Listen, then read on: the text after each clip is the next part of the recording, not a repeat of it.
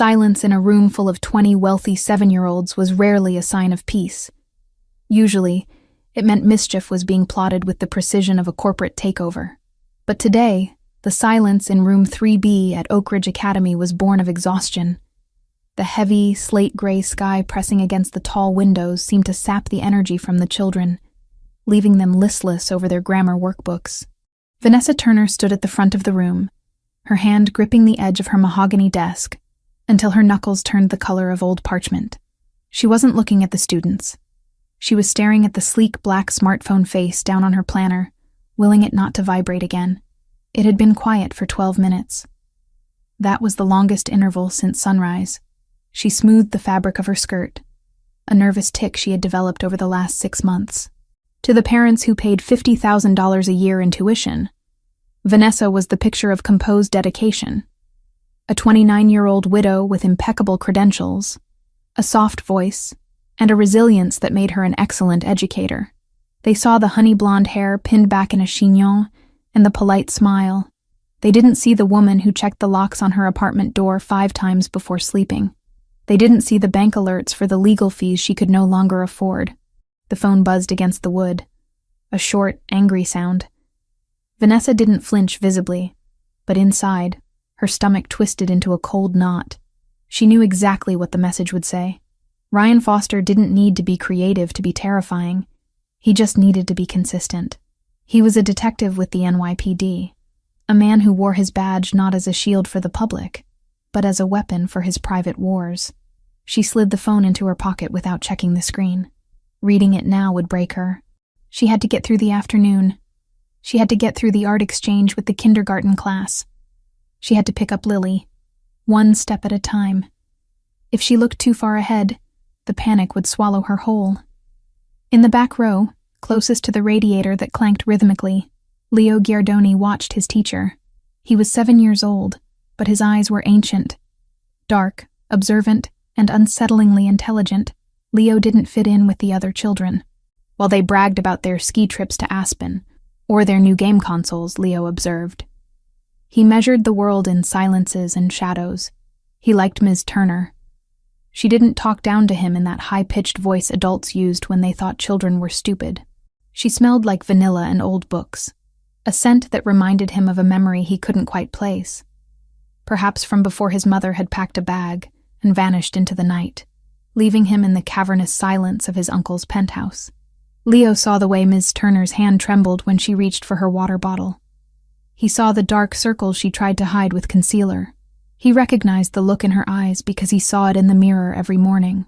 It was the look of someone waiting for the floor to drop out beneath them. "All right, everyone," Vanessa said, her voice steady despite the tremor in her hands. "Close your workbooks. It's time to head to the studio for the holiday project. Remember, we are setting an example for the kindergartners." Gentle hands, inside voices. The class erupted into the chaotic noise of chairs scraping and zippers zipping. The energy shifted from lethargy to excitement. They were making holiday cards today. Glitter and glue were high currency. Leo moved slowly. He packed his notebook, his movements precise. He hated the chaos. He hated the noise. He wanted to go home to the quiet order of his uncle's library, but he slung his expensive leather backpack over one shoulder and joined the line. The art studio was a large, airy space down the hall, smelling of tempera paint and wet wool from the coats drying near the entrance.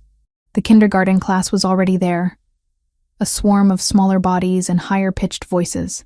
Vanessa moved through the room like a ghost, helping open glue sticks and mediating disputes over red markers. She scanned the room constantly, her blue eyes darting to the door every time someone walked past. She was looking for Lily. Her daughter was sitting at a low table near the window, her blonde pigtails bobbing as she aggressively colored a snowman. Lily Turner was the only bright spot in Vanessa's collapsing world. She was 6, innocent, and completely unaware that her mother was currently being blackmailed with a fabricated dossier linking her to a drug ring she had never heard of. "Mommy," Lily chirped, spotting Vanessa. "Hi, Bug," Vanessa said, forcing a brightness into her tone that she didn't feel. She touched Lily's shoulder, grounding herself. "Are you making that for Grandma?" "No, for Santa." Lily whispered conspiratorially. But it's a secret. Okay, a secret. Vanessa kissed the top of her head. I have to help with the glitter station. You stay here, okay? As Vanessa moved away, the phone in her pocket buzzed again. Long, persistent. A call. She ignored it, but the vibration felt like a brand against her hip. Leo stood near the coat racks, watching the scene. He had finished his card early, a geometrically perfect Christmas tree with no people around it. He was bored. He watched Lily Turner working on her drawing. She was intense, pressing the crayons down hard. He liked her. She didn't ask him why he didn't have a mom. She just shared her goldfish crackers. The bell rang, signaling the transition to dismissal. The controlled chaos turned into a stampede. Teachers began clapping their hands for attention, organizing lines for buses and pickup. Backpacks, everyone. Don't forget your gear. The art teacher shouted over the din. The pile of bags in the corner was a mountain of nylon and leather. Leo went to retrieve his. He was jostled by a boy named Tyler, who was rushing to get to the door. Leo stumbled, annoyed, and grabbed the strap of the bag nearest to him. It was pink. He frowned, dropping it. He reached for the black one next to it, but in the crush of 30 children grabbing their belongings, things were shifting. Another pink backpack, Lily's, was knocked over, sliding next to Leo's feet. Leo, recovering his balance, reached down. The lighting in the corner was dim, shadows stretching long as the winter sun set early. He grabbed a handle. It wasn't his bag. He realized it a second too late as he was swept up in the current of students heading for the door. He looked down. He was holding a pink backpack with a unicorn keychain. He stopped, trying to turn back. But the flow of traffic was one way. He looked around for the owner. He saw Lily Turner disappearing out the door with a black leather backpack. No, she had a pink one too. There were 3 girls with pink backpacks. Leo sighed, the weight of the error settling on his small shoulders. He would have to tell Uncle Nicholas. His uncle hated disorder. Mixing up property was disorder. He found a quiet corner in the waiting atrium, away from the noise. He sat on a bench, placing the pink bag on his lap. Curiosity, a trait his uncle encouraged, got the better of him. The front pocket was unzipped.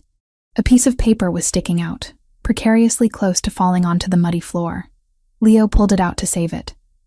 It was the drawing Lily had been working on, but on the back, there was writing. Not schoolwork. A letter. Leo smoothed the crumpled paper. The handwriting was messy, filled with eraser marks, but legible. Dear Santa, I don't want toys. Please. My mommy is sad. She cries every night in the bathroom. She thinks I am sleeping, but I hear her. She is scared of the bad man who calls on the phone. The man said he will take me away to a foster home if she talks. Mommy says everything is okay, but her hands shake. Please help her. She is the best mommy. Make the bad man stop. I promise I will eat all my vegetables. Lily. Leo stared at the words. The sounds of the atrium, parents greeting children, the squeak of wet boots, faded into a dull roar. He felt a coldness spread through his chest, a resonance that had nothing to do with the drafty doors. She cries every night. The bad man. Leo knew about bad men. His uncle dealt with them. His uncle made them go away. But this was different. This was Ms. Turner. She was the one who gave him extra time on tests when his anxiety spiked. She was the one who never looked at him with pity, only kindness. And she was scared. He looked across the atrium. He couldn't see Ms. Turner or Lily. They must have gone to the aftercare room.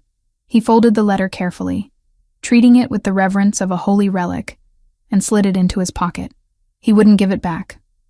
Not yet. This wasn't something a kid could fix. This was a job for the person who fixed everything. A shadow fell over him. Leo looked up. Standing there, cutting through the crowd of Upper East Side parents in puffy coats and designer scarves, was a figure that seemed carved from a different reality. Nicholas Giardoni did not blend in. He was tall, over 6'3", with broad shoulders encased in a bespoke Italian suit that cost more than the tuition of the school. He didn't wear a coat, despite the freezing rain. The cold didn't seem to touch him. His hair was dark, swept back, and his eyes were a shade of amber that could be warm whiskey or burning fire depending on his mood. Today, they were neutral, scanning the perimeter like a radar. "Leo," Nicholas said. His voice was deep, a baritone that commanded attention without needing volume. "Uncle Nick," Leo said, standing up. He clutched the pink backpack. Nicholas looked at the bag. One eyebrow rose, a millimeter of expression that spoke volumes. "New style?" "Mistake," Leo muttered. "It belongs to Lily, Ms. Turner's daughter." "Ms. Turner," Nicholas repeated. The name was becoming familiar. "The literature teacher. We have a meeting with her. Regarding your lack of participation in group activities." "I participate," Leo argued weakly. "I listen. Listening is not engaging, Leo. Come, let's get this over with." Nicholas placed a hand on Leo's shoulder. It was a heavy, grounding weight. They moved through the crowd, parting the sea of parents. People moved out of Nicholas's way instinctively. They sensed the predator in their midst, the dangerous edge that money couldn't buy and social standing couldn't mask. They walked down the hallway toward room 3B. The school was quieting down now. The janitorial staff was beginning their rounds. As they approached the open door of the classroom, Nicholas slowed his pace. His instincts, honed by 15 years of surviving power struggles and assassination attempts, were always active. He heard a sound. Not a voice speaking, but a voice breaking. He held up a hand, signaling Leo to stop. They stood in the blind spot of the doorframe. Inside, Vanessa was alone. The students were gone. She was standing by the blackboard, wiping away the day's lessons. Her back was to the door, but her posture screamed defeat. Her shoulders were slumped, her head bowed. Her phone rang. She froze. Nicholas watched her reflection in the dark window pane. She stared at the device on her desk as if it were a bomb. She didn't want to answer it. He could see the terror radiating off her, a palpable aura of distress. She picked it up. Her hand was shaking so badly she almost dropped it. "Ryan, please," she answered. Her voice was thin, brittle. "I'm at work." Nicholas didn't move. He wasn't eavesdropping for pleasure. He was gathering intelligence. "Ryan, a first name, personal." "No," Vanessa whispered, and the sound was like tearing silk. "You can't do that. The dossier is fake." "You know it's fake." She listened to the response, and Nicholas saw her face crumble. It wasn't just sadness, it was devastation. She dropped the eraser she was holding. It hit the floor with a puff of white chalk dust. She didn't notice. She gripped the edge of the slate board, her nails scraping against the tray. "I'll get the money," she sobbed, her voice barely audible. "Just don't come to the apartment tonight. Lily she's having nightmares. Please, just give me one more day." The person on the other end hung up. Vanessa stood there, the silence of the room rushing back in to suffocate her. She didn't scream. She didn't throw the phone. She just leaned her forehead against the cool blackboard and let out a single, ragged breath that sounded like a soul breaking. Nicholas Giardoni stood in the hall, his face an impassive mask. But beneath the tailored suit, his muscles coiled. He looked down at Leo, who was clutching the pink backpack and the letter in his pocket, looking up at his uncle with wide, pleading eyes. Leo didn't need to say it. Nicholas had heard enough. Fake dossier. Money. Nightmares. This wasn't a teacher meeting anymore. This was a situation. And Nicholas Giardoni did not like situations that involved terrified women and weeping children. It offended his sense of order. He adjusted his cuffs, his eyes darkening to the color of burnt sugar. He looked at the woman inside the room, so fragile she looked like she might shatter if the wind changed direction. He decided, in that split second, that he would be the one to pick up the pieces. He stepped into the doorway, his dress shoes making a sharp, deliberate click against the linoleum. "Ms. Turner," Nicholas said. Vanessa spun around, gasping, her hand flying to her chest. She looked at him with wide, terrified eyes, seeing a large, imposing man blocking her exit. For a second she thought it was him, the bad man. But then her eyes adjusted. Mr. Giardoni," she stammered, frantically wiping her eyes, trying to reassemble the mask of the professional teacher. I didn't hear you come in. Is it 4:30 already? It is, Nicholas said. He didn't smile. He walked into the room, taking up all the available space, his presence pressing against the walls. He stopped in front of her desk, looking down at the dropped eraser, then back up to her tear-stained face. He saw the fear. It was raw and ugly, and he saw the spark of defiance buried deep beneath it, the only thing keeping her standing. "We need to talk," Nicholas said, his voice calm, cool, and utterly absolute. "About Leo. And about the backpack my nephew seems to have acquired." Vanessa looked at Leo, then at the pink bag, confusion warring with her panic. She nodded, swallowing hard. "Of course." "Please, sit down." But Nicholas didn't sit. He stood guard, his back to the door, watching her. He had seen the enemy without ever meeting him. And he knew, with the certainty of a man who controlled empires, that the balance of power in Vanessa Turner's life was about to shift violently in her favor. The dossier landed on the glass surface of the desk with a heavy, authoritative thud that echoed through the silence of the penthouse office. It was 2 a.m, 48 hours after Nicholas Giardoni had walked out of Oak Ridge Academy with a child's plea for help burning a hole in his pocket. The city outside the floor-to-ceiling windows was a sprawling grid of electric bioluminescence, alive and indifferent. But inside, the atmosphere was stagnant, heavy with the scent of espresso and the ozone smell of laser-printed secrets. Nicholas sat in his leather chair, the high back supporting a frame that was currently rigid with suppressed violence. He didn't open the folder immediately. He took a sip of the black coffee, his eyes fixed on the man standing on the other side of the desk. "Tell me," Nicholas commanded, his voice a low rumble that vibrated in the quiet room. Silvio, his head of intelligence, adjusted his glasses. He was a small, unassuming man who could find the skeleton in a saint's closet within an hour. "It is worse than we thought, boss. The woman is drowning."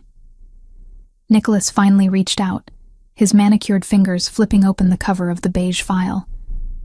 The first photograph was a candid shot of Vanessa Turner walking into the school. She looked exhausted, her posture defensive, clutching her purse as if it contained state secrets. "Vanessa Turner, 29, Silvio recited from memory. Widowed 3 years ago. Her husband, Mark Turner, died in a multi-car pileup on the I-95. No life insurance. The policy had lapsed 2 months prior due to a missed payment. He left her with significant debt, mostly medical bills from a previous condition he hadn't disclosed." Nicholas scanned the financial records. They were a testament to a desperate, grinding struggle. Every paycheck from the academy was immediately siphoned off to creditors, rent, and utility companies. There were gaps where she clearly hadn't eaten so her daughter could have new shoes. It was the arithmetic of survival, and the numbers didn't add up. "And the cop?" Nicholas asked, turning the page. "Detective Ryan Foster." Silvio spat the name with professional disdain. 32. Decorated on paper, but his internal affairs file has been flagged and buried 3 times in the last 5 years. Excessive force, intimidation, evidence tampering. He meets his quotas, so the precinct looks the other way. Nicholas stared at the photo of Ryan Foster. He had the kind of face that trusted authority too much, handsome in a generic, predatory way, with eyes that looked flat and dead. He and Vanessa dated for 4 months, Silvio continued. She broke it off 6 months ago. Foster didn't take it well. He's been systematically dismantling her life since. He uses police resources to run plates on anyone she speaks to. He's had her car towed 3 times for parking violations that didn't exist. And the threats? He's smart about them. Encrypted apps, burner phones, verbal warnings in dead zones where cameras don't reach. The 'Ndrangheta connection? Confirmed. Silvio nodded gravely. Foster has a gambling problem. He owes 40 grand to a bookie in Queens, who kicks up to the Calabrese family. They own him. He runs interference for their street-level pushers in exchange for debt forgiveness. He's desperate, boss. And desperate men are volatile. Nicholas closed the file. The anger he felt wasn't the hot, impulsive rage of his youth. It was cold, structural, and absolute. This man, this badge-wearing thug, was terrorizing a woman who spent her days teaching children how to read poetry. He was using the machinery of the law to crush a mother who was already on her knees. And he had made Lily cry. Nicholas stood up, buttoning his suit jacket. The movement was sharp. "He's escalating." "Yes," Silvio agreed. "We intercepted a text sent to her burner an hour ago. He's losing patience. He's threatening to plant narcotics in her apartment and call CPS. He wants her back, or he wants her destroyed." "Friday," Nicholas said, looking at the calendar on his desk. "Leo has an early dismissal today for the faculty development afternoon. The school will be empty by 3. What are your orders?" Nicholas walked to the window, looking down at the city he ruled from the shadows. He saw the lights of police cruisers weaving through traffic, symbols of an order that had failed Vanessa Turner. "Prepare the legal team," Nicholas said, his reflection in the glass looking like a specter of judgment. "I want the debt bought. All of it. The hospital bills, the credit cards, the student loans. Buy it quietly through the shell company in the Caymans. By Monday, I want to be the only person she owes anything to. And Foster?" Nicholas turned back, his amber eyes hard as diamonds. "I'll handle Foster myself. He likes to use fear. Let's see how he handles it when it's directed at him." The corridors of Oak Ridge Academy on a Friday afternoon usually vibrated with the frenetic energy of freedom. Teachers and students alike were desperate to escape the ecosystem of learning for the weekend. But today, the atmosphere in the West Wing was heavy, thick with a tension that seemed to emanate from the walls themselves. Vanessa Turner sat at her desk, staring at the gradebook she hadn't updated in 20 minutes. The school was quiet. Lily was already in the faculty child-minding room down the hall, watching a movie with the other staff kids. Vanessa needed to leave. She needed to grab Lily, get in her unreliable Honda Civic, and drive until the city was a speck in the rearview mirror. But she couldn't move. Ryan was outside. She knew it. She could feel him. He wasn't in the parking lot this time. He was inside. He had used his badge to bypass security, claiming he needed to speak to her about a police matter. The security guard, a retired cop himself, had let him through with a nod of camaraderie. Vanessa's hands were shaking as she shoved papers into her tote bag. "Get out. Just get out. Take the back exit." She stood up, swinging the bag over her shoulder. She moved toward the door of her classroom, her heart hammering against her ribs like a trapped bird. She reached for the handle, took a breath to steady herself, and pulled the door open. Ryan Foster was leaning against the lockers on the opposite wall, waiting for her. He smiled. It was a terrifying expression, devoid of warmth, stripping her naked with a single glance. He was wearing his leather jacket and jeans, his badge clipped visibly to his belt, a reminder of his power. "Going somewhere, Ness?" he asked, pushing off the wall and taking a step toward her.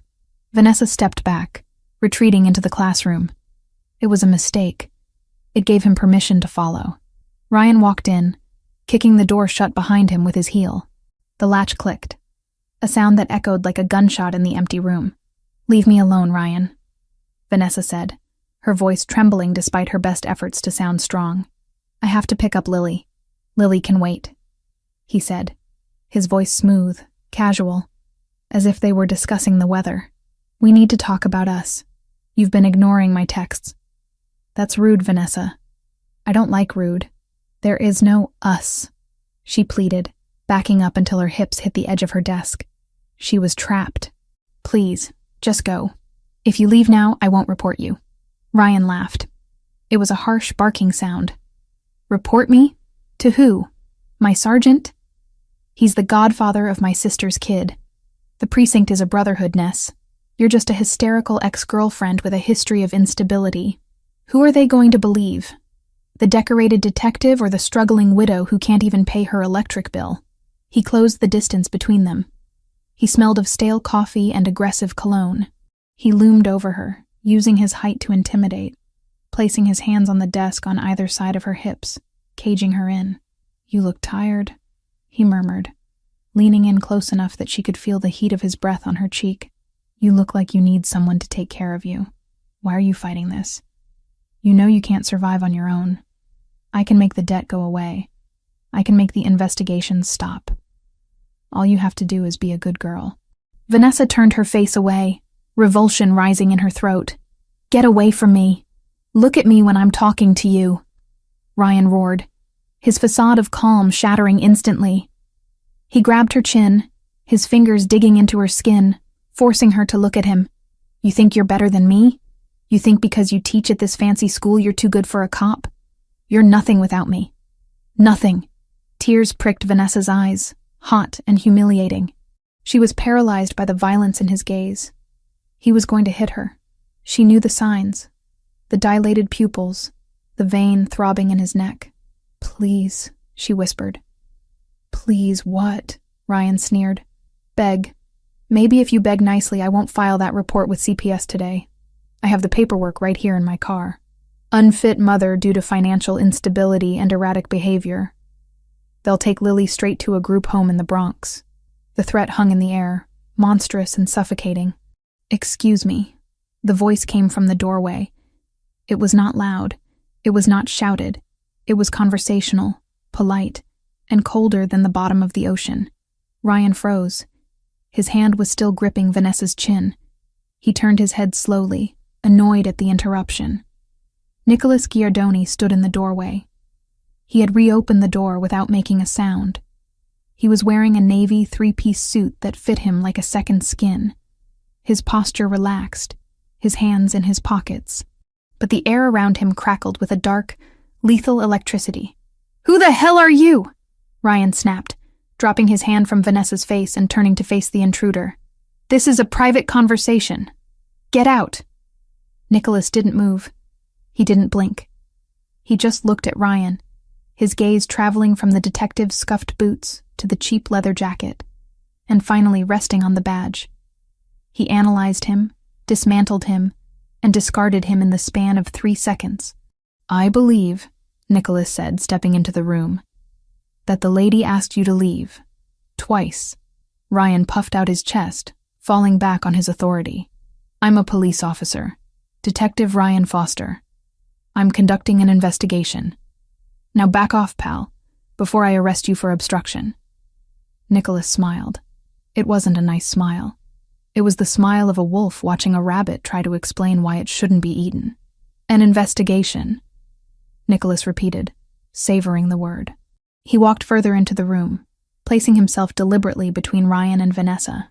He didn't look at her yet, but his presence formed a wall of granite shielding her. Is that what they call assaulting a woman in a classroom these days? The NYPD standards must have lowered significantly. "Listen to me," Ryan started, reaching for his handcuffs, an instinctual move to dominate. "No," Nicholas interrupted. The word was soft, but it hit like a physical blow. "You listen, detective. You are currently trespassing on private property. You are harassing a member of the faculty, and you are boring me." Ryan's face turned red. He wasn't used to being spoken to like this. People feared the badge. "You want to go downtown? Is that it? I can ruin your day in 5 minutes." Nicholas finally took his hands out of his pockets. He checked his watch, a platinum Patek Philippe that cost more than Ryan made in 5 years. "You have 30 seconds to leave this building. If you are still here at 31 seconds, I will call the commissioner. We play golf on Tuesdays. I'm sure he'd be fascinated to hear about your connections to the 'Ndrangheta and your gambling debts in Queens." The color drained from Ryan's face instantly. His mouth opened, then closed. The air left his lungs. How do you know about that?" Nicholas took a step forward. Ryan took a step back. "I know everything," Nicholas said, his voice dropping to a whisper that only the 3 of them could hear.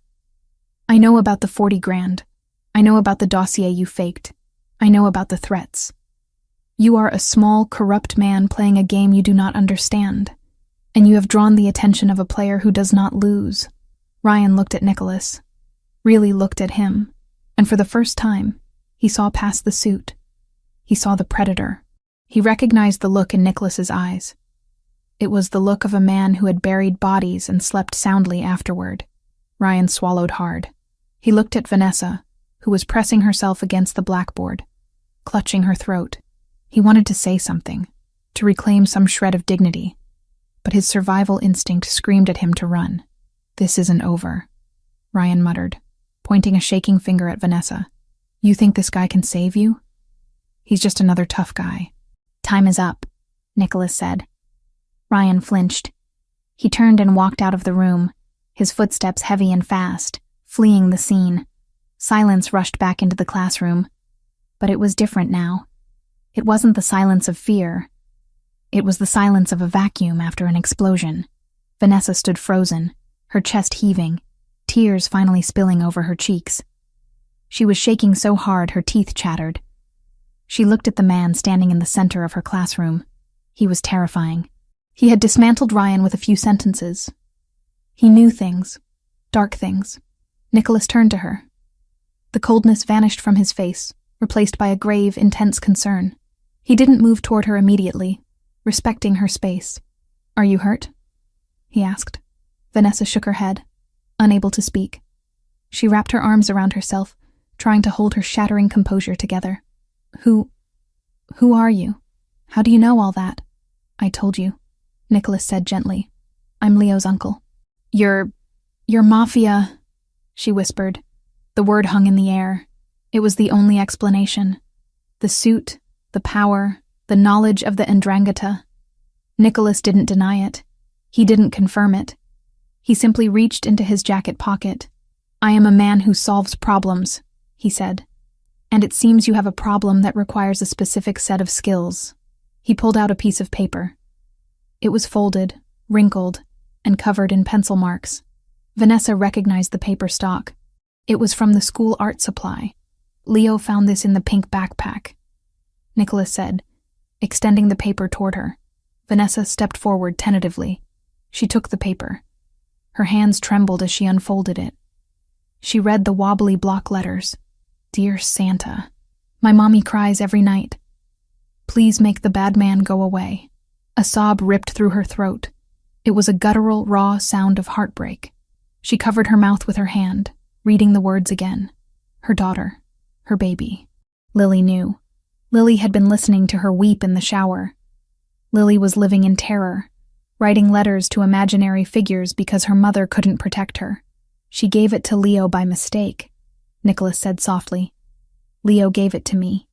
He asked me to help." Vanessa looked up at him, her vision blurred by tears. "Why? Why would you help us? You don't know me." Nicholas took a step closer. He was close enough now that she could smell him. Expensive sandalwood, crisp linen, and something uniquely masculine. He didn't touch her, but his presence was encompassing. "Because no child should have to write a letter like that," Nicholas said, his voice rough with emotion.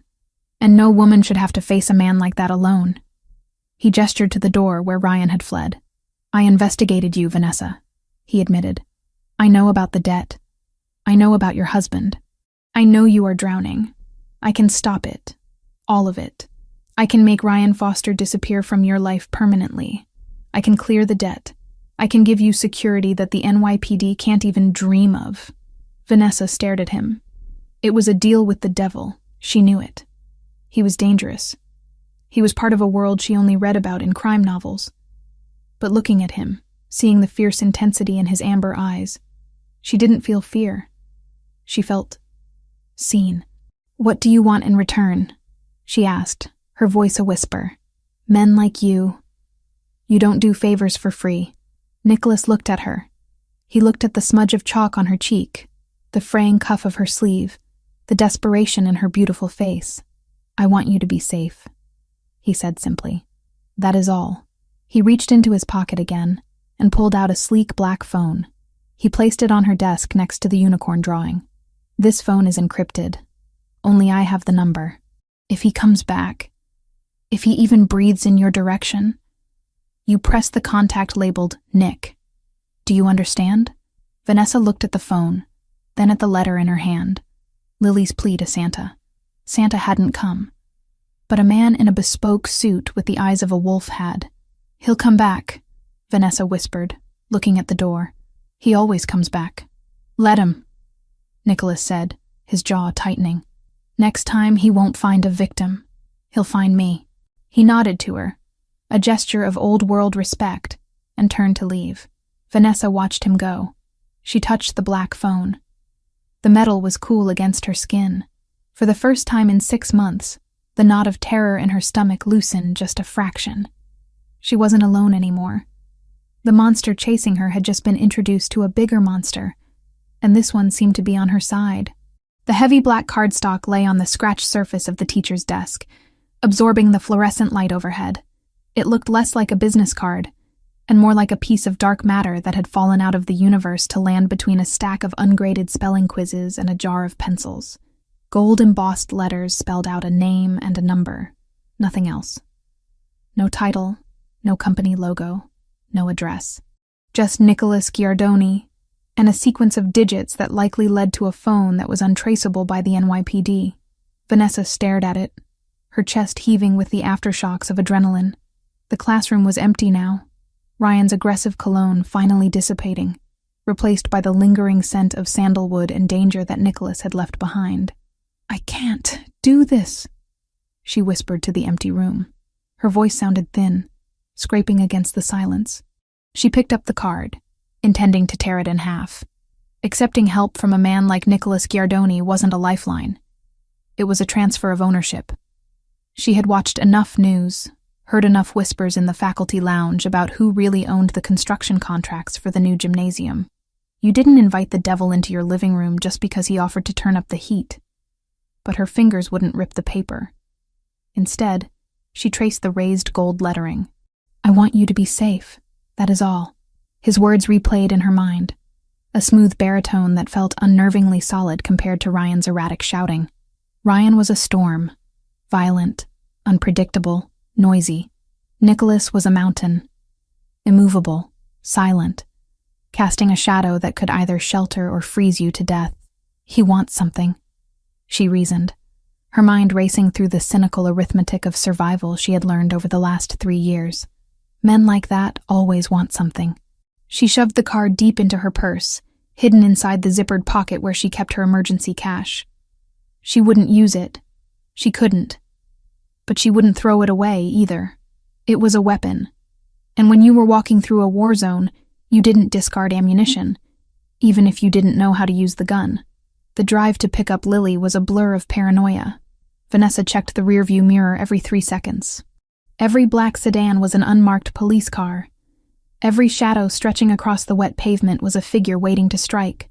Her Honda Civic rattled as she navigated the potholes of Queens, the heater blowing lukewarm air that smelled of dust and old plastic.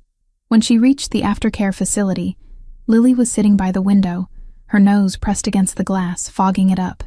The sight of her daughter, alive, safe, wearing a mismatched outfit, because she had insisted on dressing herself that morning, broke the dam holding back Vanessa's tears.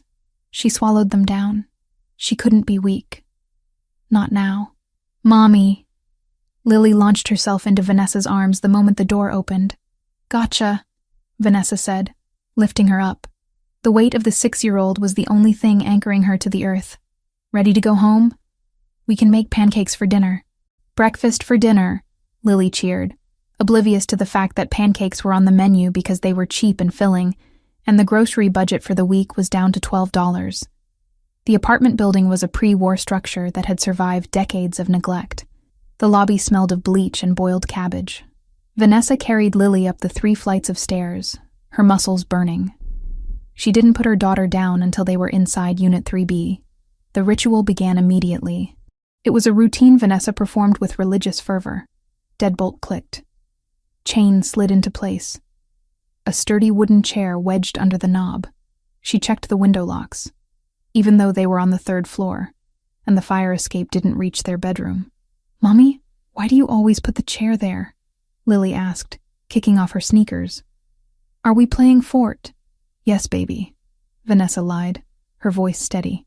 "It's for the fort. We have to keep the dragons out." They ate pancakes in the small kitchen, the only light coming from the stove hood to save electricity. Outside, the wind howled through the alleyway, rattling the loose window frames. Every rattle made Vanessa jump. She watched Lily eat, watching the way syrup stuck to her chin, thinking about the pink backpack and the letter. "My mommy cries every night." Guilt, sharp and toxic, flooded her system. She thought she had been hiding it well. She thought the shower masked the sobbing. But children were radar dishes for emotion. They picked up on every frequency their parents tried to jam. "I love you, Lil," Vanessa said, reaching across the table to squeeze her daughter's hand. "I know," Lily said through a mouthful of fluff. "I love you too, and Santa is going to help us." Vanessa froze. "Santa? I sent him a letter," Lily said matter-of-factly.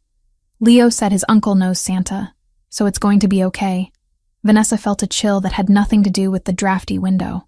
Leo, the quiet boy with the sad eyes. Nicholas hadn't just intercepted a letter. He had been invited into their lives by the innocence of 2 children. By 9 o'clock, Lily was asleep, clutching her stuffed rabbit. Vanessa sat in the living room, the encrypted black phone Nicholas had given her sitting on the coffee table like a monolith. She stared at it. It seemed to pulse with a silent invitation. Press the button. End the fear. "No," she said aloud. "I can handle this. I'll get a restraining order tomorrow. I'll go to the precinct in a different district. I'll find a lawyer who works pro bono." She fell asleep on the couch, fully dressed, a kitchen knife tucked under the cushion. It was a pathetic defense against a man with a badge and a gun, but it was all she had. The sound that woke her wasn't loud. It wasn't a crash or a bang. It was the soft, distinctive click of metal against metal. Vanessa's eyes snapped open. The apartment was pitch black. The digital clock on the microwave read 2:14 a.m. She held her breath, listening. The silence of the apartment felt heavy, pressurized. Had she imagined it? Then she heard it again, a floorboard creaking in the hallway. The one near the bathroom that always groaned when you stepped on the left side. She wasn't alone. Panic, cold and electrifying, surged through her veins. She reached under the cushion for the knife, her fingers closing around the handle. She didn't move. She couldn't scream. If she screamed, Lily might wake up and come out of the bedroom. She had to draw him away from Lily. "Ryan?" she whispered, her voice trembling. Silence. Then, a low chuckle drifted from the direction of the bathroom. "You should fix that lock, Ness." A credit card and a little shoulder was all it took. The chair was a cute touch, though. He was inside. The realization crashed over her like a tidal wave. He had breached the sanctuary.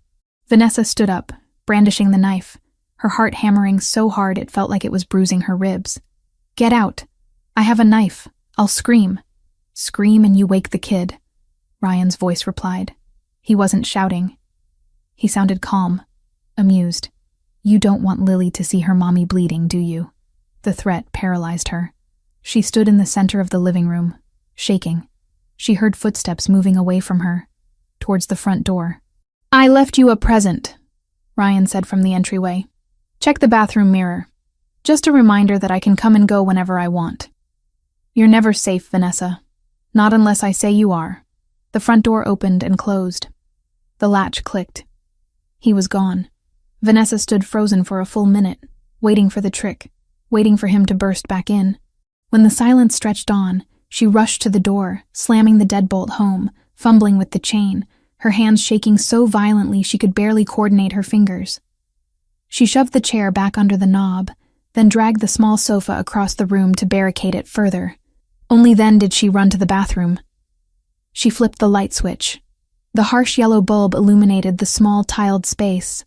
On the mirror above the sink, written in thick, greasy red letters, was a message. It wasn't written in marker. It was written in lipstick, a bright, cherry red shade. Vanessa looked down at the counter. Lily's play makeup kit was open.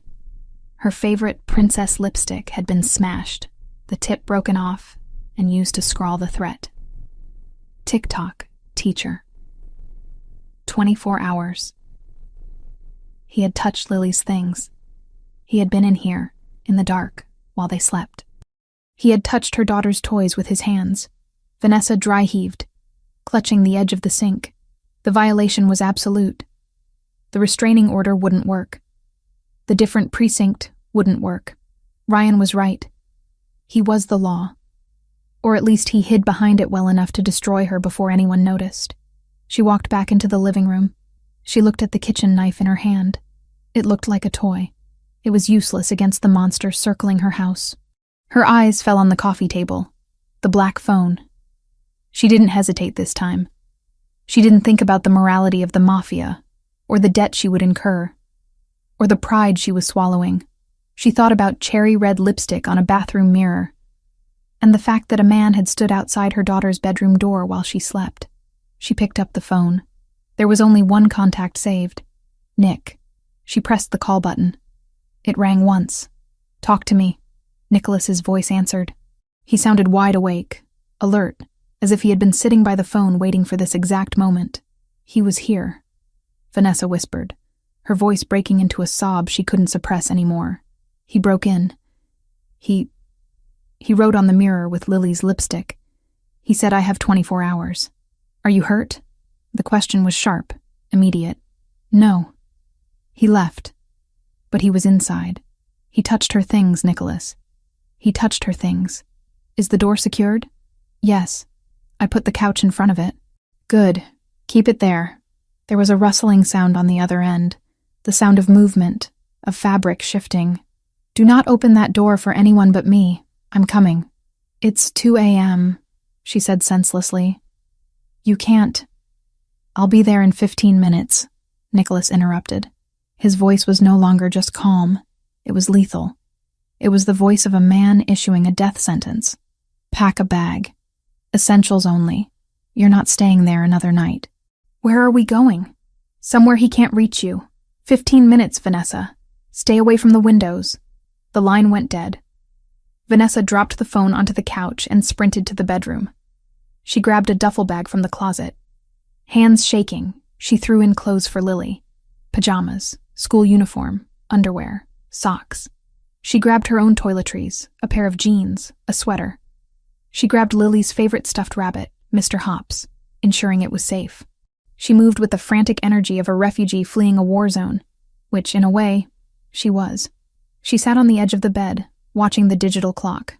2:20, 2:25, 2:29. At exactly 2:30, a heavy knock sounded on the door. 3 distinct raps. "Vanessa, it's Nicholas."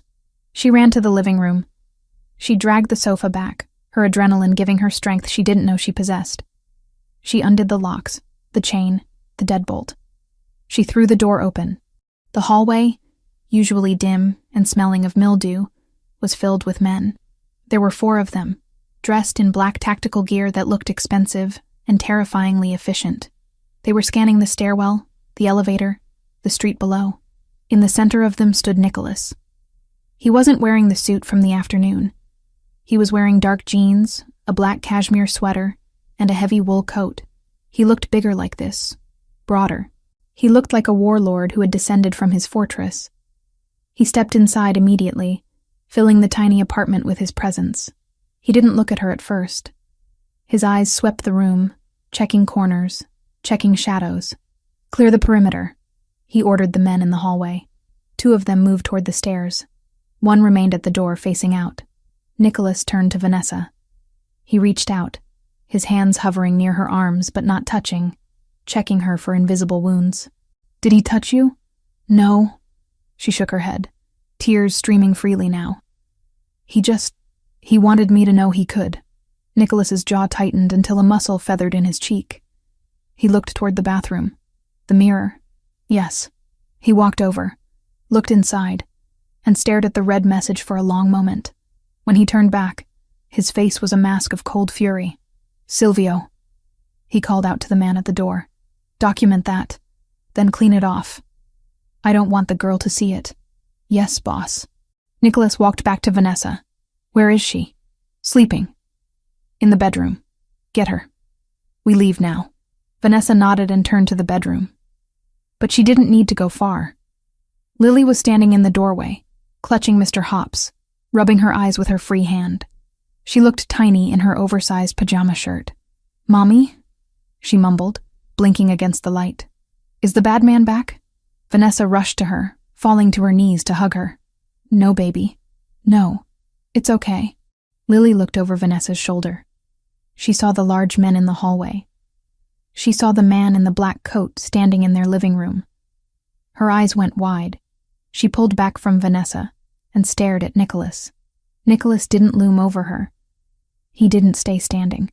Slowly, With a grace that belied his size, he lowered himself onto one knee, the expensive denim of his jeans pressed against the dirty linoleum floor. He brought himself down to her eye level. "Hello, Lily," he said. His voice was unrecognizable from the one that had ordered the perimeter cleared. It was soft, gentle, almost reverence. Lily took a step forward, ignoring her mother's protective grasp. She stared at Nicholas, at his dark hair, his intense eyes, the aura of absolute command he radiated. "Are you him?" she whispered. Nicholas tilted his head slightly. "Who?" "Santa," Lily breathed. "Leo said his uncle knows Santa. Did you get my letter?" Vanessa held her breath. She waited for him to correct her, to laugh, to explain. Nicholas didn't smile. He looked at the child with solemn seriousness. He understood the gravity of belief. He understood that she wasn't asking about a man in a red suit. She was asking about salvation. "I got your letter," Nicholas said, "and I came as fast as I could." Lily's lower lip trembled. "Is the bad man gone?" Nicholas reached out, offering his hand. It was large, scarred, capable of terrible violence, but he held it open, palm up, a gesture of peace. "He's not going to bother you tonight, Lily, and I am going to make sure he never scares your mommy again. That is a promise." "Pinky promise?" she asked, extending her small finger. Nicholas hooked his large pinky around hers. "Blood oath," he murmured, then corrected himself. "The biggest promise there is." Vanessa watched them, her heart twisting in her chest. She saw the way Nicholas looked at her daughter, not as a burden, not as baggage, but as something precious that required defending. She saw the way Lily looked at him, with instant, instinctive trust, and in that moment, the last of Vanessa's resistance crumbled. She looked at the peeling paint on the walls, the flimsy lock on the door, the knife on the couch. Then she looked at the man kneeling on her floor, pledging his protection to a 6-year-old. She wasn't just accepting help. She was choosing a side. "We have to go, Lily," Vanessa said, her voice steady for the first time that night. "Mr. Nicholas has a safe place for us to stay." "Like a castle?" Lily asked, looking at Nicholas. Nicholas stood up, lifting Lily effortlessly into his arms, as if she weighed nothing. He grabbed the duffel bag with his other hand. "Better than a castle," Nicholas said, walking toward the door. "It has heated floors and a chef who makes pancakes at 3 a.m. He paused at the threshold and looked back at Vanessa. "Coming?" Vanessa grabbed her purse. She took one last look at the apartment that had been her prison of fear for 6 months. She looked at the chair she had used to barricade the door, now uselessly pushed aside. "Yes," she said. She stepped out into the hallway, flanked by Nicholas's security team. As they walked toward the elevator, Nicholas shifted Lily so she could rest her head on his shoulder. The little girl was already falling back asleep, secure in the arms of the most dangerous man in the city. Vanessa walked beside him. She knew, with a terrifying clarity, that she had just crossed a line she could never uncross. She had invited the darkness in to fight the darkness. But as she looked at Nicholas's profile, grim, determined, and fiercely protective, she realized that for the first time in years, she wasn't walking alone. They stepped into the waiting elevator, the doors sliding shut on her old life, sealing her fate with a soft metallic chime. The silence of the Upper East Side penthouse was a physical weight, heavy and unfamiliar. For 6 months, Vanessa Turner had lived in a soundscape of fear. The creak of floorboards in a pre-war walk-up, the rattle of single-paned windows in the wind, the phantom vibrations of a phone that signaled another threat. Here, 30 stories above the city, the world was muted by triple-paned glass and thick, plush carpeting that swallowed footsteps whole. Vanessa woke up before the alarm, her body jerking upright in the king-sized bed, her hand instinctively reaching for a weapon that wasn't there. It took her several seconds to calibrate her reality. She wasn't in Queens. The sheets against her skin were high thread count Egyptian cotton, cool and crisp, not the pilled flannel she had owned for years. The light filtering through the sheer curtains was the soft, diffuse gray of a Manhattan morning, not the harsh glare of a street lamp buzzing outside her bedroom window. She swung her legs out of bed, her toes sinking into the cream-colored rug. The apartment Nicholas had moved them into was a masterpiece of neutral tones. Beiges, soft whites, and warm grays, designed to soothe a nervous system that had been firing on all cylinders for too long. It was a fortress disguised as a sanctuary. She moved to the second bedroom, her heart rate spiking until she pushed the door open. Lily was asleep, sprawled across a bed that looked like a cloud, clutching Mr. Hops. The room was safe. The windows were locked. The door was solid oak. Vanessa exhaled, a long, shaky breath that released a fraction of the tension coiled in her spine. "We're here," she whispered to herself, as if saying it aloud made it true. "We're safe." But safety came with conditions, and Vanessa was not a woman who accepted charity easily. She walked into the kitchen, a space gleaming with marble and stainless steel, to find a coffee maker that probably cost more than her first car. There was a note on the counter, written in a sharp, angular script on heavy cardstock. "Marcus is outside the door. He will drive you. Eat breakfast." There was no signature, but there didn't need to be. Nicholas Giardoni's presence lingered in the instruction, commanding even when he wasn't in the room. When Nicholas arrived an hour later, Vanessa was dressed in her teaching clothes, drinking coffee with a defiance that masked her anxiety. He walked in without knocking. He had a key, of course, and the air in the room seemed to compress. He wasn't wearing the severe black suit from the night of the extraction. He wore a charcoal sweater and dark denim, looking less like a Mafia don and more like a wealthy architect, though the way his eyes scanned the room for threats betrayed his true nature. "You slept," he stated, looking at her. It wasn't a question. "A little," Vanessa replied, setting her mug down. "Nicholas, we need to talk about the arrangement." He paused, leaning against the marble island, crossing his arms over his chest. His biceps strained against the fabric of his sweater. "The arrangement is simple. You stay here. You stay alive. Ryan can't touch you." "I can't just hide here," she insisted, straightening her spine. "I have a job. I have students who depend on me. I am not going to stop living just because Ryan is trying to destroy me. If I hide, he wins." Nicholas frowned, his amber eyes darkening. "If you go out there, you are a target. Ryan is unpredictable. He's desperate." "I am a teacher," Vanessa said firmly. "It's the only piece of my identity I have left that isn't defined by being a widow or a victim. I need to go to work." They stared at each other across the kitchen island. A silent battle of wills. Vanessa expected him to bark an order, to forbid it. That's what men in his position did. They controlled. That's what Ryan would have done. Instead, Nicholas exhaled slowly. He looked at her. Really looked at her, assessing her fragility against her steel.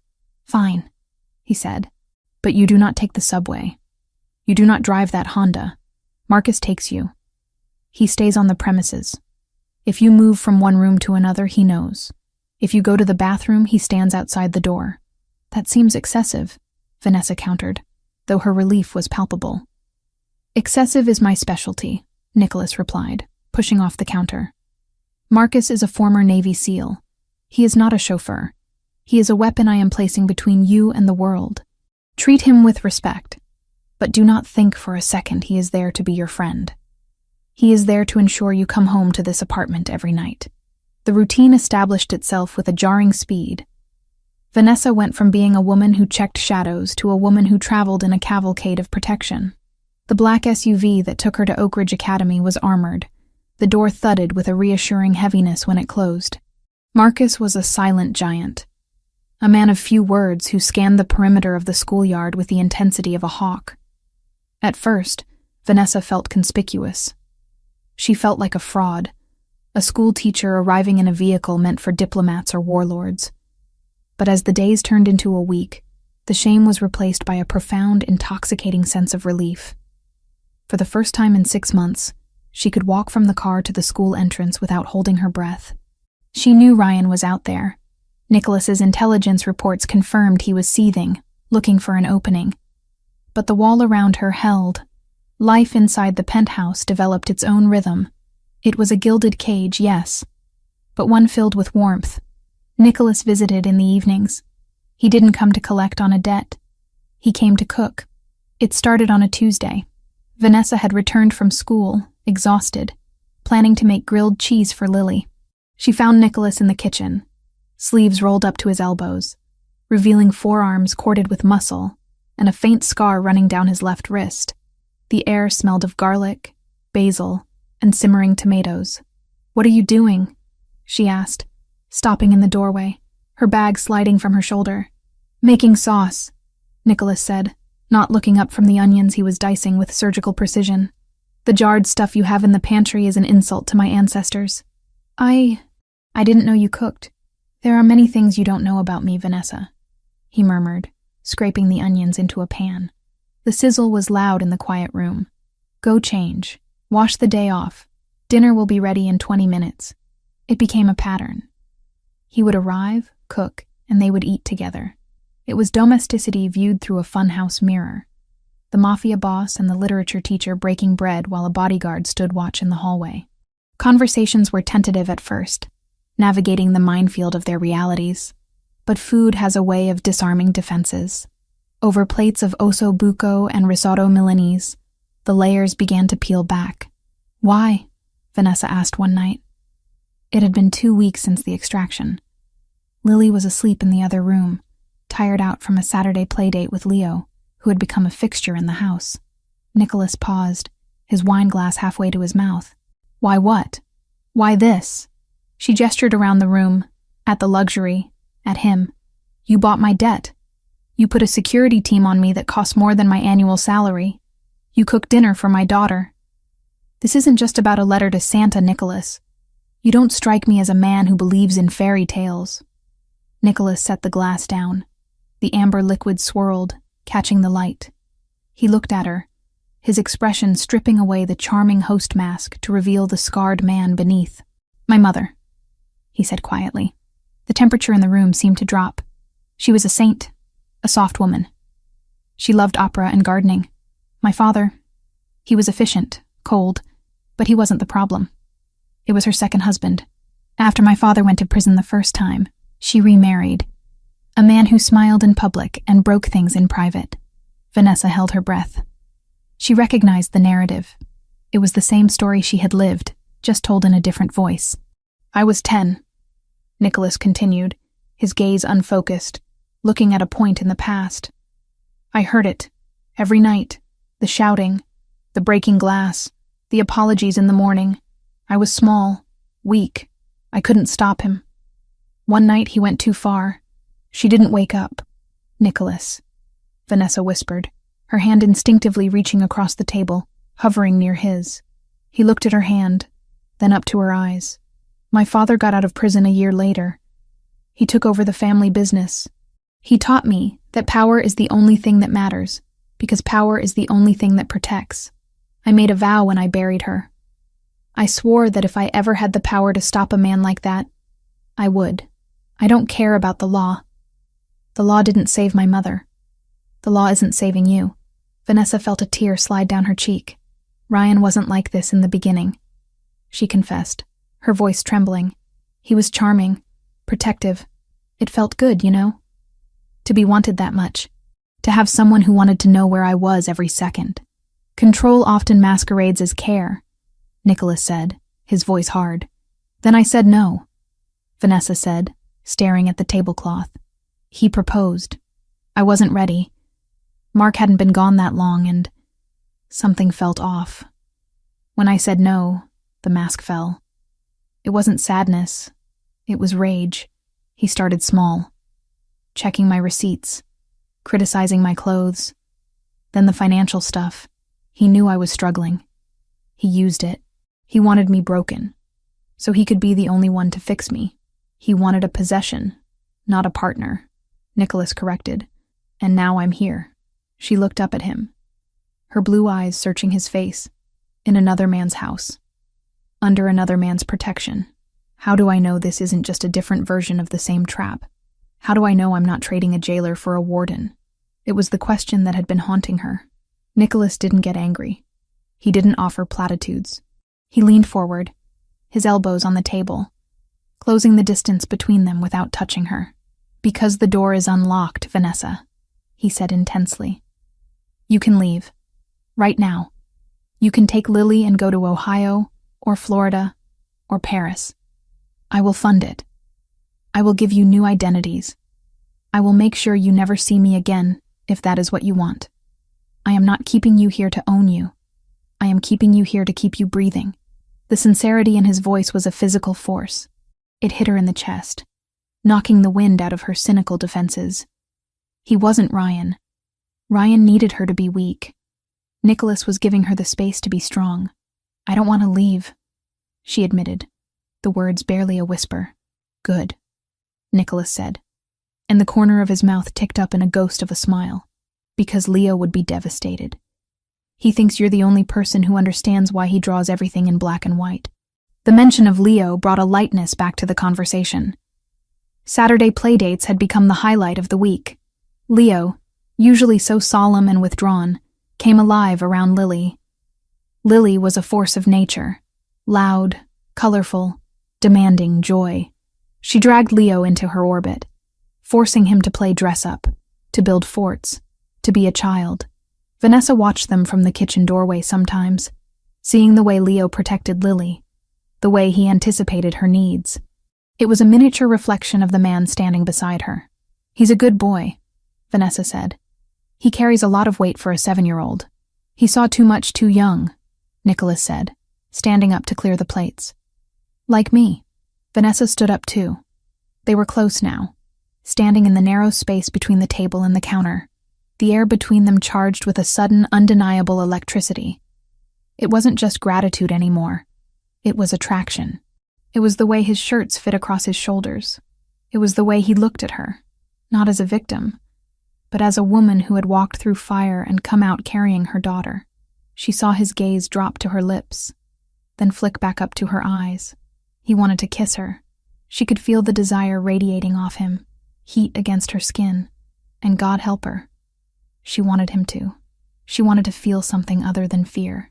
She wanted to feel his strength wrapped around her, not as a shield, but as an embrace. But she froze. The trauma was still there, a jagged glass wall between her and intimacy. Nicholas saw the hesitation. He saw the minute tensing of her shoulders. He stepped back immediately, respecting the boundary she hadn't even voiced.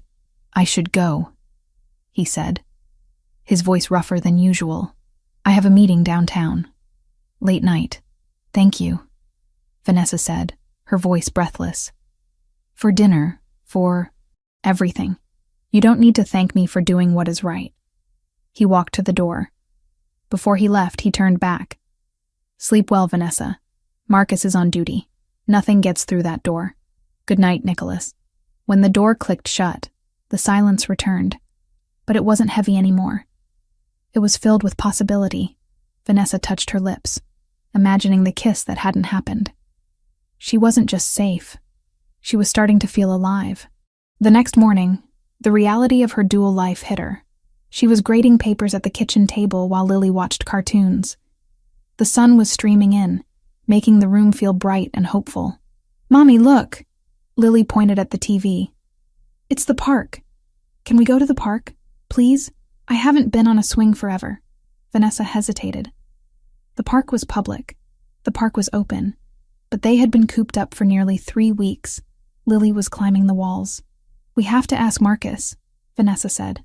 Marcus, standing by the door like a statue, nodded once. Central Park is fine, ma'am. We stick to the open areas. I'll have a second unit trail us. A second unit? Vanessa asked. Standard procedure for open ground, Marcus replied. The outing was a military operation disguised as a family afternoon. They took the SUV. They walked to a playground that was fenced in. Marcus stood at the gate, his eyes constantly moving behind dark sunglasses. 2 other men, dressed in jogging clothes but clearly not jogging, loitered near the perimeter. Vanessa sat on a bench, watching Lily pump her legs on the swing, soaring higher and higher. Her daughter's laughter drifted on the wind, a sound of pure, unadulterated joy. She took a deep breath of the cold winter air. For the first time, she allowed herself to imagine a future. Maybe, just maybe, this wasn't temporary. Maybe she could build a life here. Not as Nicholas's charity case, but as something else. Her phone buzzed. It was the encrypted black phone. Nicholas. I hope she's enjoying the swings. Tell Marcus to check in at 1400 hours. Vanessa smiled, typing back. She loves it. You should be here. She stared at the message before sending it. It was bold. It was an invitation. She pressed send before she could lose her nerve. The reply came instant. Nicholas. Soon. I have some trash to take out first.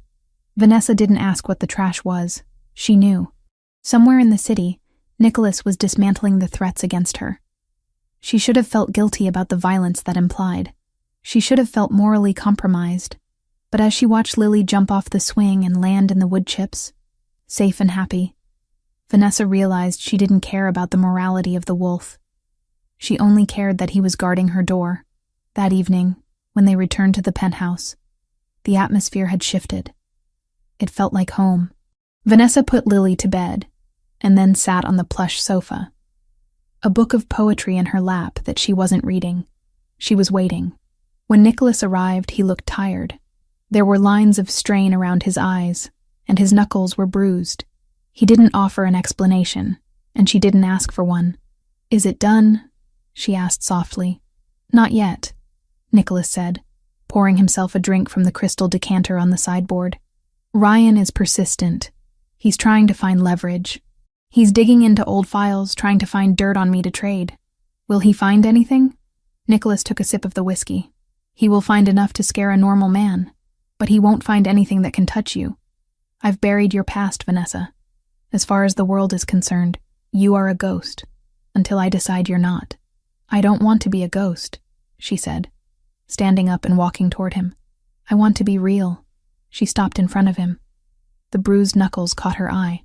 She reached out, taking his hand in hers. His skin was rough, warm. He flinched slightly, then relaxed, letting her hold his hand. You are real, Nicholas murmured, looking down at her. You are the most real thing in my life. You hurt your hand. Occupational hazard. Was it for me? Everything I do now is for you, he said. The intensity of the declaration hung between them. Vanessa raised his hand to her lips. She kissed the bruised knuckles, a gesture of acceptance, of gratitude, and of something deeper. Thank you. Nicholas made a sound low in his throat. He used his other hand to cup her face, his thumb tracing the line of her cheekbone. Vanessa, I'm not scared of you, she whispered. And for the first time, it was the absolute truth. I'm scared of the world, but not you. I will burn the world down before I let it touch you again. He promised. He leaned in. His lips brushed her forehead, a chaste, protective kiss that felt more intimate than anything she had experienced with Ryan. It was a promise stamped on her skin. Be patient, he whispered against her hair. We are almost there. Just a little longer. Vanessa nodded against his chest. She could wait. She had spent years running. She could spend a few weeks waiting for the war to end. She closed her eyes, listening to the steady, powerful rhythm of his heart, and for the first time in her life, she allowed herself to believe that the fairy tale might actually have a happy ending, even if the prince was wearing a gun under his jacket. The styrofoam cup of coffee had gone cold an hour ago, leaving a bitter, chalky film on Ryan Foster's tongue. He sat in the driver's seat of a nondescript gray sedan, parked 2 blocks down from the wrought iron gates of Oak Ridge Academy. The heater was broken, and the December chill was seeping through the floorboards, numbing his toes inside his boots. But the physical discomfort was nothing compared to the burning, acidic rage churning in his gut. He was invisible. In the last week, Ryan had tried to access Vanessa's file in the NYPD database, only to find himself locked out. He had tried to run a credit check, and the system had flagged his credentials for review. He had driven past her old apartment in Queens, intending to leave another message, only to find it empty, the landlord claiming a corporate entity had bought out the lease. Vanessa Turner had simply ceased to exist. Ryan gripped the steering wheel until the leather creaked. He knew who was behind it. Nicholas Giardoni. The name was whispered in the precinct locker rooms, usually followed by a nervous laugh or a change of subject. Giardoni wasn't just a mobster. He was an institution. He didn't just break legs. He erased people. And he had taken Vanessa. She thinks she's better than me, Ryan muttered to the empty car, his eyes fixed on the rearview mirror. She thinks she can trade up, upgrade from a detective to a Don. The thought twisted inside him. It wasn't just about losing her anymore. It was about the insult. It was about the fact that she had looked at him with terror, but looked at Giardoni with hope. His phone buzzed on the passenger seat. It was a burner, a cheap plastic thing he had bought with cash. The caller ID was blocked. Ryan picked it up. "Yeah? You said you had a location." A voice rasped on the other end. It was thick with a Calabrian accent, heavy and dangerous. It was the voice of the 'Ndrangheta, the organization Ryan owed $40,000 to. A debt that was currently accruing interest in the form of threats against his kneecaps. "I'm watching the school," Ryan said, his voice dropping. "She's not here yet. But the kid is inside. They pick her up at 3. And the protection? Heavy," Ryan admitted, watching a black armored SUV idle near the loading zone. A man who looked like a tank in a suit, Marcus, was standing by the rear door. "Giardoni's top guys. You can't just grab her. You need a crew. We do not care about the woman," the voice replied coldly. "We want the Giardoni blood, the nephew. The boy is the leverage we need to make Nicholas renegotiate the shipping lanes."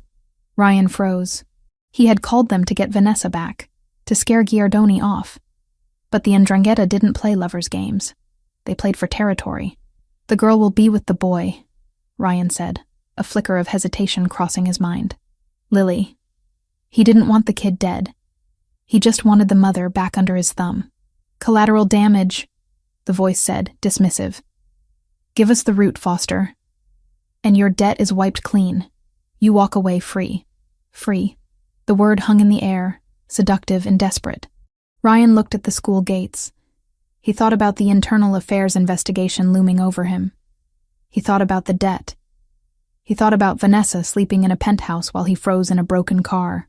"They take the east exit," Ryan said, his soul hardening into something unrecognizable. "They head north on Madison. There's a construction bottleneck on 86th. They'll have to slow down there." "Good. Don't be there when it happens." The line went dead. Ryan lowered the phone. He felt sick, but he pushed it down. This was Giardoni's fault. If he hadn't interfered, if he hadn't tried to play hero, none of this would be happening. Ryan started the engine. He was just taking back what was his. If things got messy, well, that was just the cost of doing business.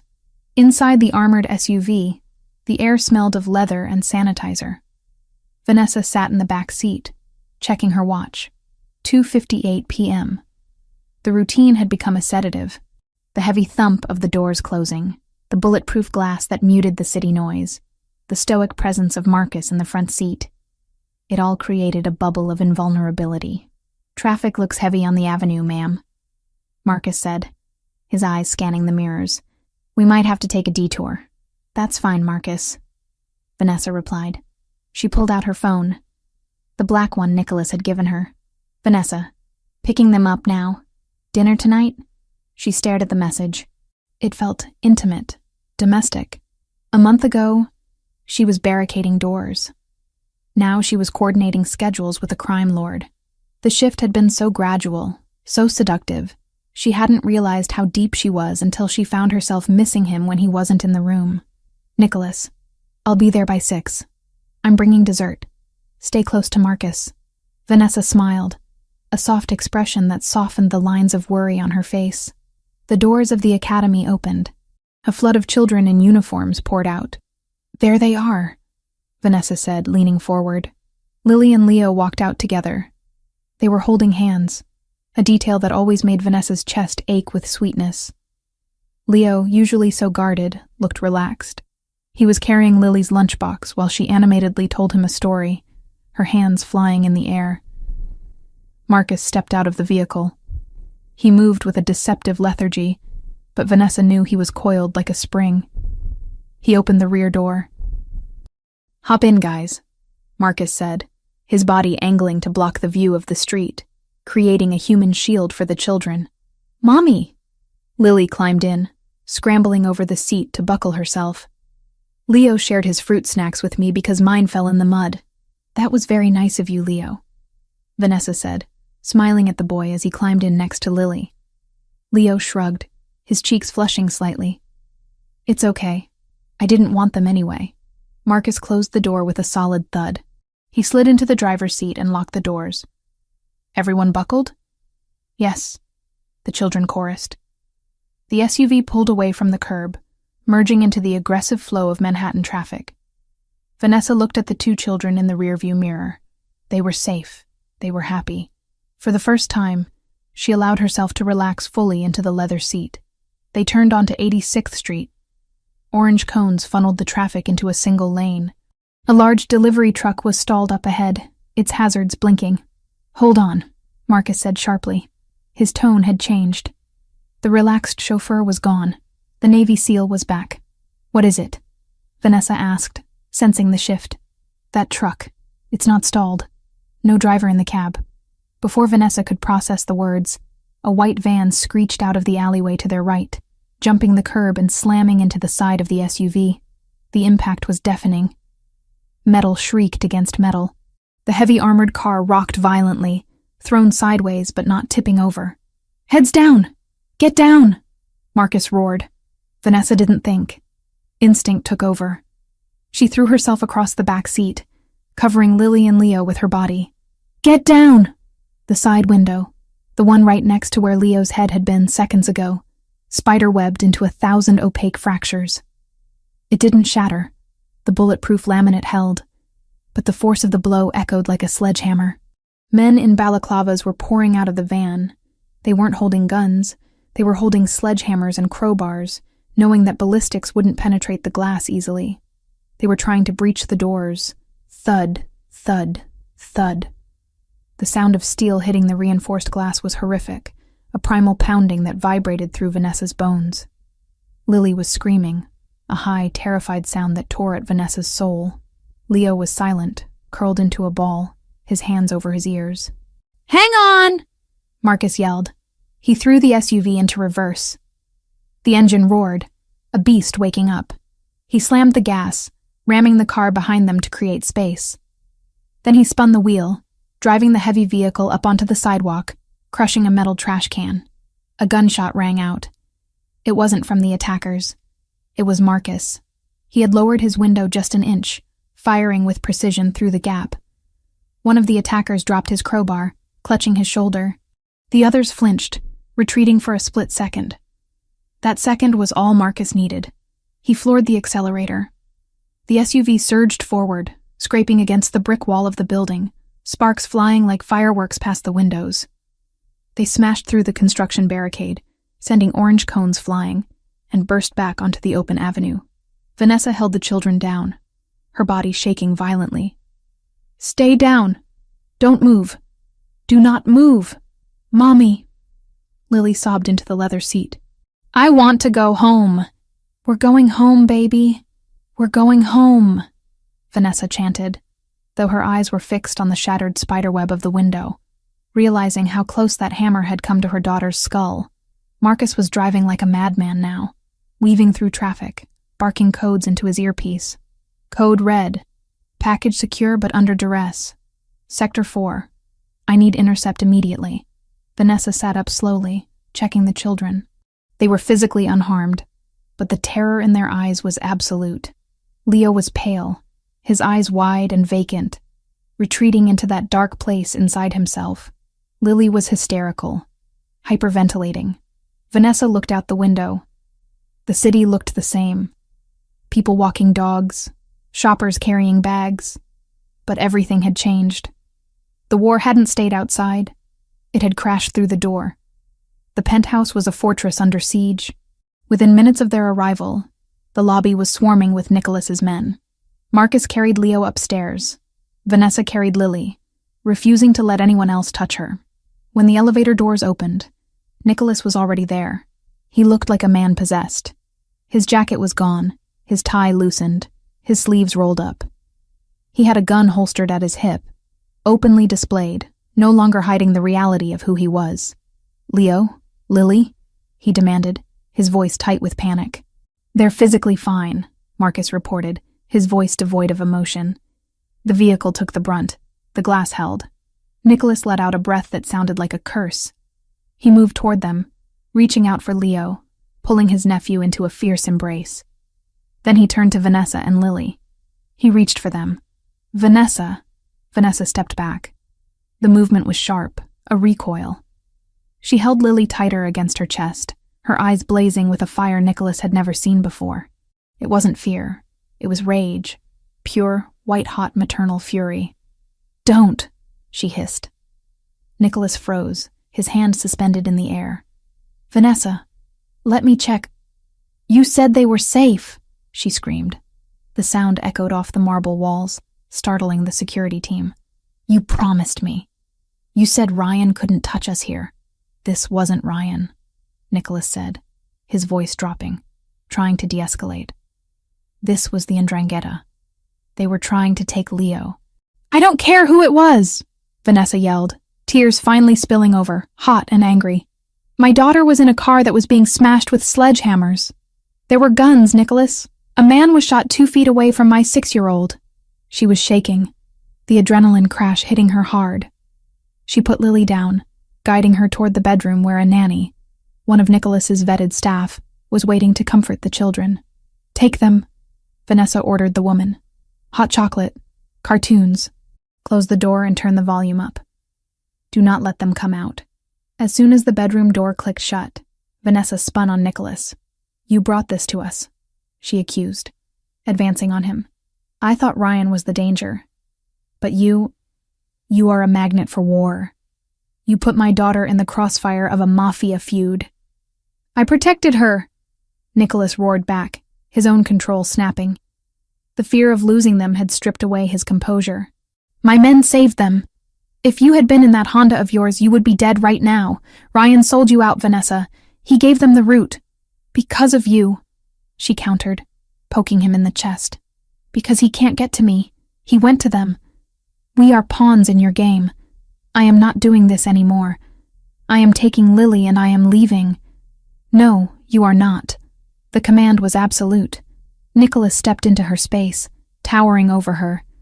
"You are not leaving this apartment. The Ndrangheta has marked us. If you walk out that door, you won't make it to the airport. They don't care that you're innocent. They care that you are mine."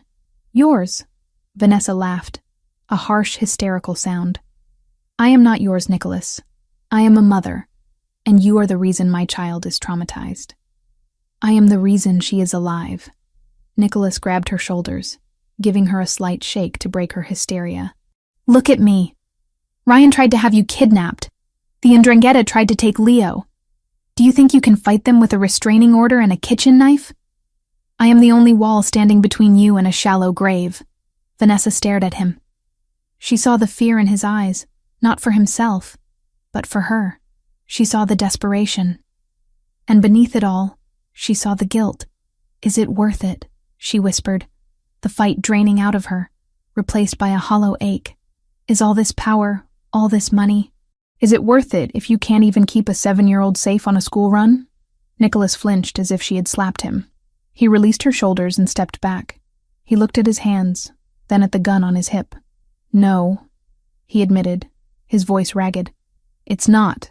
He walked over to the window, looking out at the city that was slowly turning dark. "I thought I could control it. I thought I was strong enough to keep the darkness out of this house. I was arrogant." He turned back to her. He looked older, tired. "I would give it all up," he said quietly. "The business, the territory, the money. I would burn it all down right now if it meant undoing what happened today. I would walk away from everything just to see you smile again." Vanessa watched him. She wanted to believe him. She wanted to run into his arms and let him hold her, but the sound of metal hitting glass was still ringing in her ears.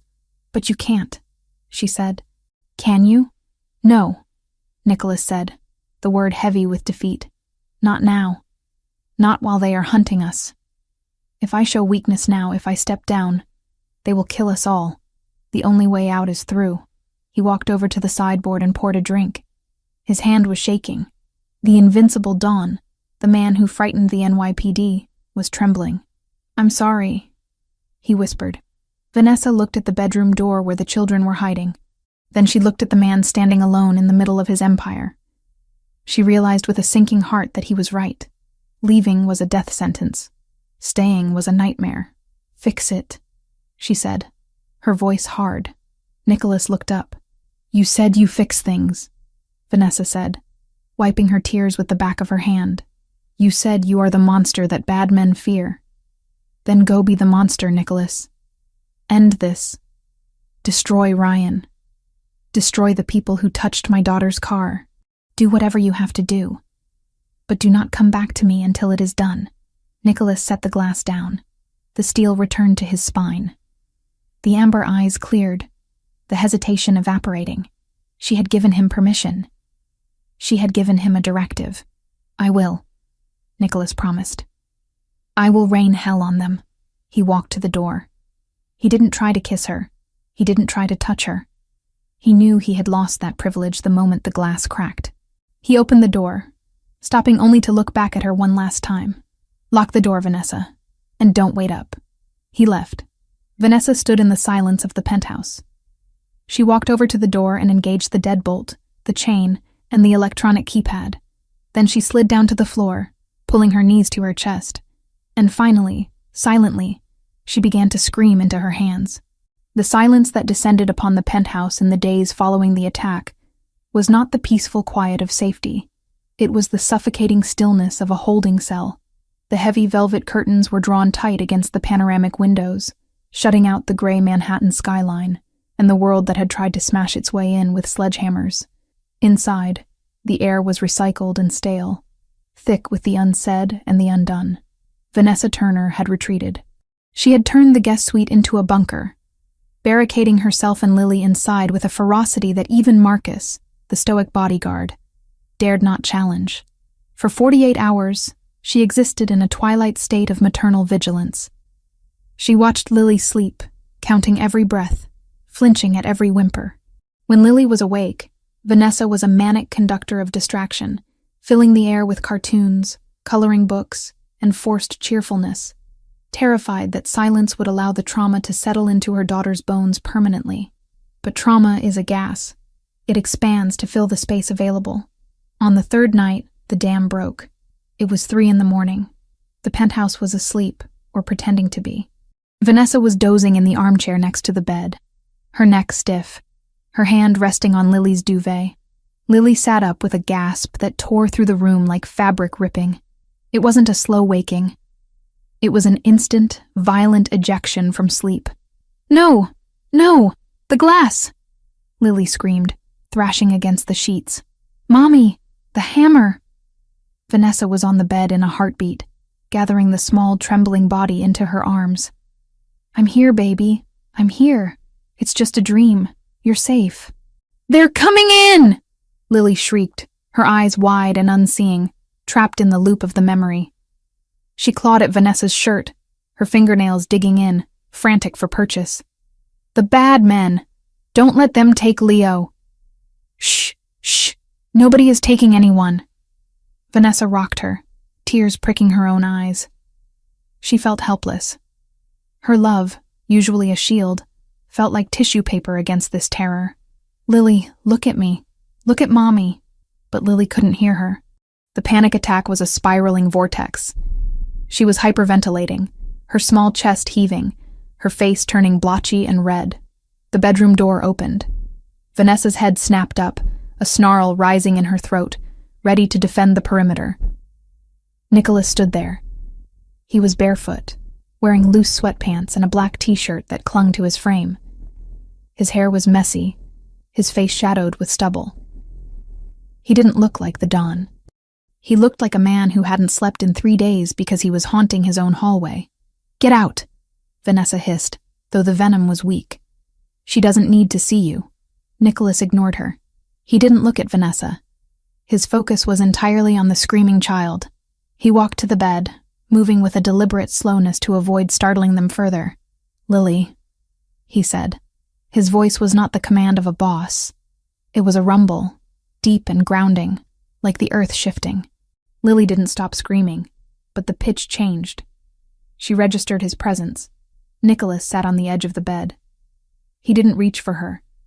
He simply sat there, a solid, immovable object in the chaos. He began to speak, but not in English. Ascolta, piccola guerriera. Il buio ha paura della luce. The Italian flowed from him, melodic and rhythmic. It was a stark contrast to the harshness of the screams. Vanessa watched, stunned into silence. In English, it meant, "Listen, little warrior. The dark is afraid of the light. No monster could touch her while the dragon was awake. And he was here. Non c'è mostro che possa toccarti quando il drago è sveglio. E il drago è qui. Sono qui." Lily's sobbing hitched. She looked at him, her tear-filled eyes wide.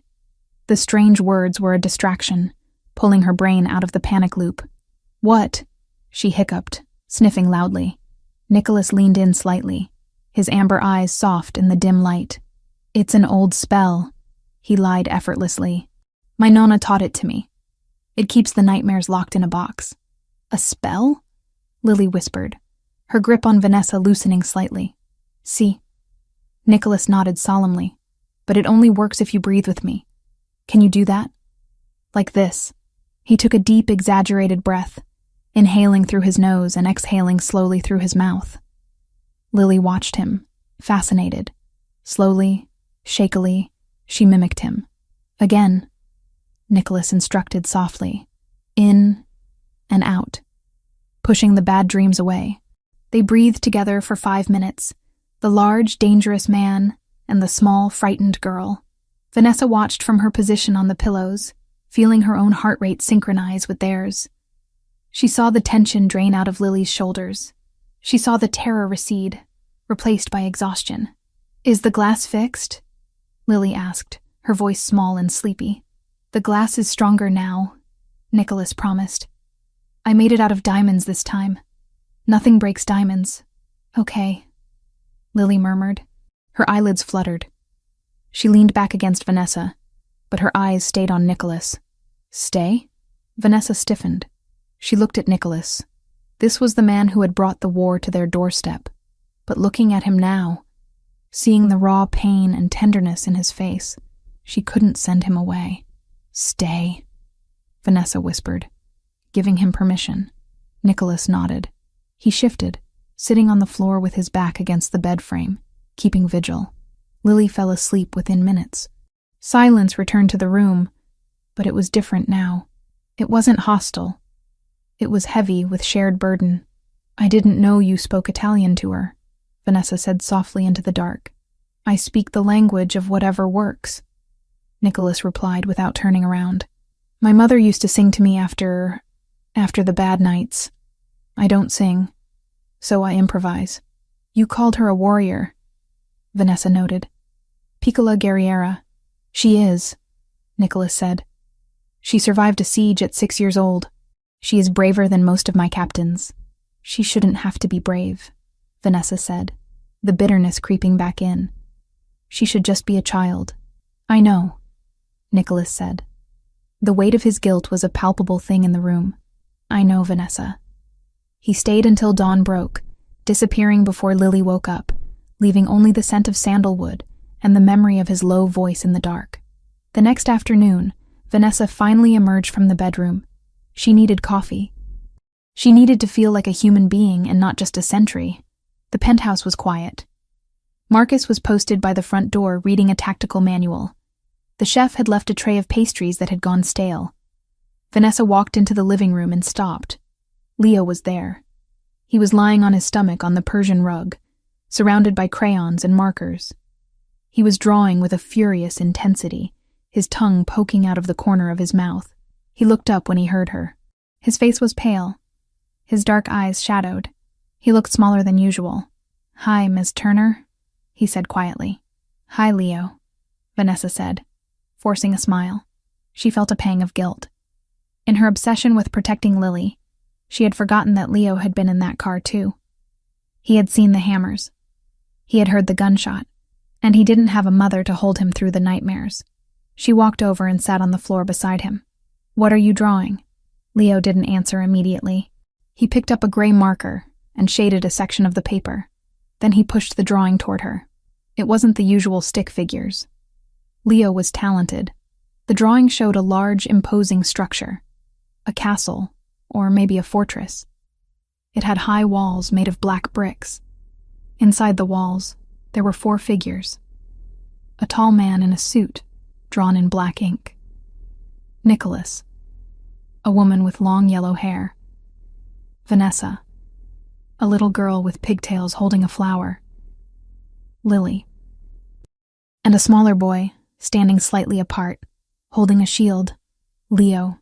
This is us, Leo explained, pointing to the figures. Inside the fort. The walls are magic. Bad guys can't climb them. Vanessa traced the lines of the drawing. It was beautiful and heartbreaking. It was a child's desperate attempt to create order out of chaos. It's wonderful, Leo, she said, her throat tight. You made the walls very strong. Leo looked down at his hands.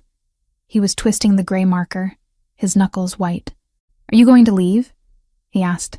The question was barely a whisper, but it hit Vanessa with the force of a physical blow. She looked at him. What? My mom left, Leo said, his voice trembling but his eyes dry. He had learned not to cry a long time ago. She said it was too scary. She said Uncle Nick's life was too loud. She packed a bag and she left in the middle of the night. She didn't take me. Vanessa felt the air leave her lungs. Nicholas had mentioned his sister left, but he hadn't explained the mechanics of it. He hadn't explained that she had abandoned her son to save herself. I heard you yelling, Leo continued, looking up at her with a terrifying vulnerability. You yelled at Uncle Nick. You said you were taking Lily. You said you were leaving. Vanessa remembered the scene in the hallway. The rage. The accusations. She hadn't realized Leo was listening. Of course he was listening. He was always listening. Leo, if you go, Leo said, his voice cracking. Who is going to watch Lily? Uncle Nick is busy. He has to fight the bad men. If you go, Lily will be alone. And I don't want to be alone again. He wasn't asking her to stay for Nicholas. He wasn't asking for himself, really. He was asking because he viewed them as a unit, a fragile ecosystem that his mother had destroyed once before. He was terrified that the pattern was repeating, that the women he loved always left, because the Giardoni blood was a curse. Vanessa looked at the drawing, the fortress, the 4 of them inside. She realized with a sudden jarring clarity that her plan to leave was a fantasy. If she left, she would be dragging Lily back into a world where Ryan Foster could hunt them. Without Nicholas, she was vulnerable. But more than that, if she left, she would be confirming Leo's worst fear, that he was unlovable, that he was too much trouble, that he was destined to be abandoned. She thought about Nicholas on the floor last night, breathing with Lily. She thought about the car, Marcus taking a bullet to get them out. They weren't just her protectors. They were her family, dysfunctional, dangerous, and scarred. But family. Vanessa reached out and pulled Leo into her arms. He stiffened for a second, then melted, burying his face in her shoulder. He didn't cry, but he held onto her shirt with a grip that spoke of desperation. I'm not going anywhere, Leo, she whispered fiercely into his hair. I promise. I am not like your mom. I don't run. You promise? He muffled against her shoulder. I promise. We are going to stay in the fort, all of us. She held him until he pulled away, looking relieved but still wary. Can I give this to Uncle Nick? He's in his office. He's sad too. Yes, Vanessa said, standing up and smoothing her shirt. A new resolve hardened in her chest. The fear was still there, but it was no longer steering the ship. Actually, I'll go with you. I need to talk to him. The door to Nicholas's study was ajar. The room was dark, illuminated only by the glow of multiple computer monitors and the amber light of a desk lamp. Vanessa stood in the doorway, telling Leo to go play with Lily for a bit. She watched Nicholas for a moment before he noticed her. He was sitting behind the massive oak desk, but he wasn't working. He was staring at a wall of monitors showing CCTV feeds of the city. A glass of whiskey sat untouched near his hand. He had shed the armor of the dawn. He looked like a man serving a life sentence in his own mind. Scattered across the desk were photographs. Surveillance shots of Ryan Foster, grainy images of men getting into vans, maps of the Ndrangheta territories. He looked up when she stepped inside. His eyes were red-rimmed, dull. He didn't straighten up. He didn't put the mask back on. "I told Marcus to keep the perimeter tight," Nicholas said, his voice rough. "You shouldn't be wandering around." "I'm not wandering," Vanessa said, walking into the room. She felt strange, calm, focused. The hysteria of the attack had burned itself out, leaving behind cold ash and determination. "I'm looking for you." Nicholas laughed, a dry, humorless sound. "You found me, drunk and useless." "You're not drunk," she noted, pointing to the full glass. "And you're not useless. You're just wallowing." Nicholas looked at her, surprised by her tone. "I almost got your daughter killed, Vanessa. I think I'm entitled to a little self-loathing." "Leo thinks you're sad," she said, stepping closer to the desk. "He thinks I'm going to leave like his mother did. He thinks it's happening all over again." Nicholas flinched. "I will explain it to him. I will tell him I sent you away for your own safety." "You're not sending me anywhere," Vanessa said firmly. Nicholas sat up straighter. "Vanessa, we discussed this. It's not safe. The Ndrangheta is going to come for me whether I am here or in Ohio," she interrupted. "Ryan is going to hunt me whether I have your name attached to me or not. I stopped running the night I called you. I'm not starting again." She walked around the desk. She stood next to his chair. She looked at the surveillance photos. She saw Ryan Foster's face, arrogant, laughing with another cop. She felt a surge of hatred so pure it almost frightened her. "I was angry yesterday," Vanessa said quietly. "I blamed you. And maybe part of it is your fault. But Ryan is the one who made the call. Ryan is the one who sold a child to wolves to save his own skin. He is a dead man walking," Nicholas said, the lethality returning to his voice. "Good," Vanessa said. She turned to face him. "But I don't want you to just kill him, Nicholas." Nicholas looked at her, confused. "What? If you kill him, he becomes a martyr. A cop killed in the line of duty. The department will rally. They'll come after you with everything they have. And we'll never be free. We'll spend the rest of our lives looking over our shoulders." She reached out and touched the drawing Leo had given her, which she had placed on the desk. The fortress. "I don't want to hide in a fortress forever," she said. "I want to live. And to do that, we have to destroy them completely. Not just their bodies, their lives." Nicholas stared at her. He saw the shift. He saw the woman who had been trembling in a classroom replaced by someone who was learning to wield power. He stood up, towering over her, but this time it wasn't intimidating. It was equalizing. "You're right," he murmured, admiration flickering in his eyes. "Killing Ryan is easy. Destroying him, that takes finesse." He reached for a file on the corner of the desk. He flipped it open. "I have been building a case," Nicholas said, his voice gaining strength. "Real evidence. Not planted, not faked. Voice recordings of him negotiating with the Calabrians. Bank transfers to offshore accounts. Video of him accepting bribes. It's enough to put him away for 20 years. It's enough to burn down the entire precinct's corrupt leadership." "Why haven't you used it?" "Because it exposes my sources," Nicholas admitted. "It requires me to step into the light, to use legal channels. It's risky. It breaks the code of silence." "Break it," Vanessa said. "The code didn't save your mother. The code didn't save Leo's mom. Rewrite the rules." Nicholas looked at the surveillance map. "And the Ndrangheta. They are businessmen, aren't they?" Vanessa asked, echoing something he had told her once. "Make it bad business to hunt us." Nicholas nodded slowly. The gears were turning. The strategist was waking up. They are overextended in the port. If I cut their supply chain, if I offer their rivals a percentage of the shipping lanes in exchange for neutrality, I can isolate them. I can make them bleed money until they beg for a truce. "Then do it," Vanessa said. "Do it all. Burn Ryan to the ground with the truth. Starve the Ndrangheta. And when the dust settles, we decide what happens next." "And what happens next?" Nicholas asked, his voice low, intimate. He stepped closer, invading her space, testing the waters. Vanessa didn't back down. She looked up at him. She saw the scars, the exhaustion, the violence, and the desperate love he held for his family. "You offered me a choice," she said. "You said I could go, or I could stay. You said you would give me a new life. I did. I don't want a new life," Vanessa whispered. "I want this one. The one with Lily and Leo. The one with you." She reached up and placed her hand on his chest, right over his heart. It was beating steady and strong. "But I need to know that we are partners in this," she added. "No more hiding things. No more making decisions for me. If we fight together." Nicholas covered her hand with his. "Together," he vowed. "From now on, nothing happens without you knowing. No secrets."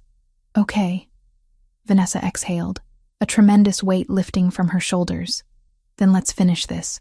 Nicholas turned back to the monitors, but the despair was gone. He picked up his phone. He dialed a number. "Silvio," Nicholas said, his voice crisp and commanding. "Wake the lawyers. Call the contact at the FBI, and get the jet ready for a meeting in Palermo. We are going to end the war." He looked at Vanessa as he spoke, and for the first time in days, he smiled.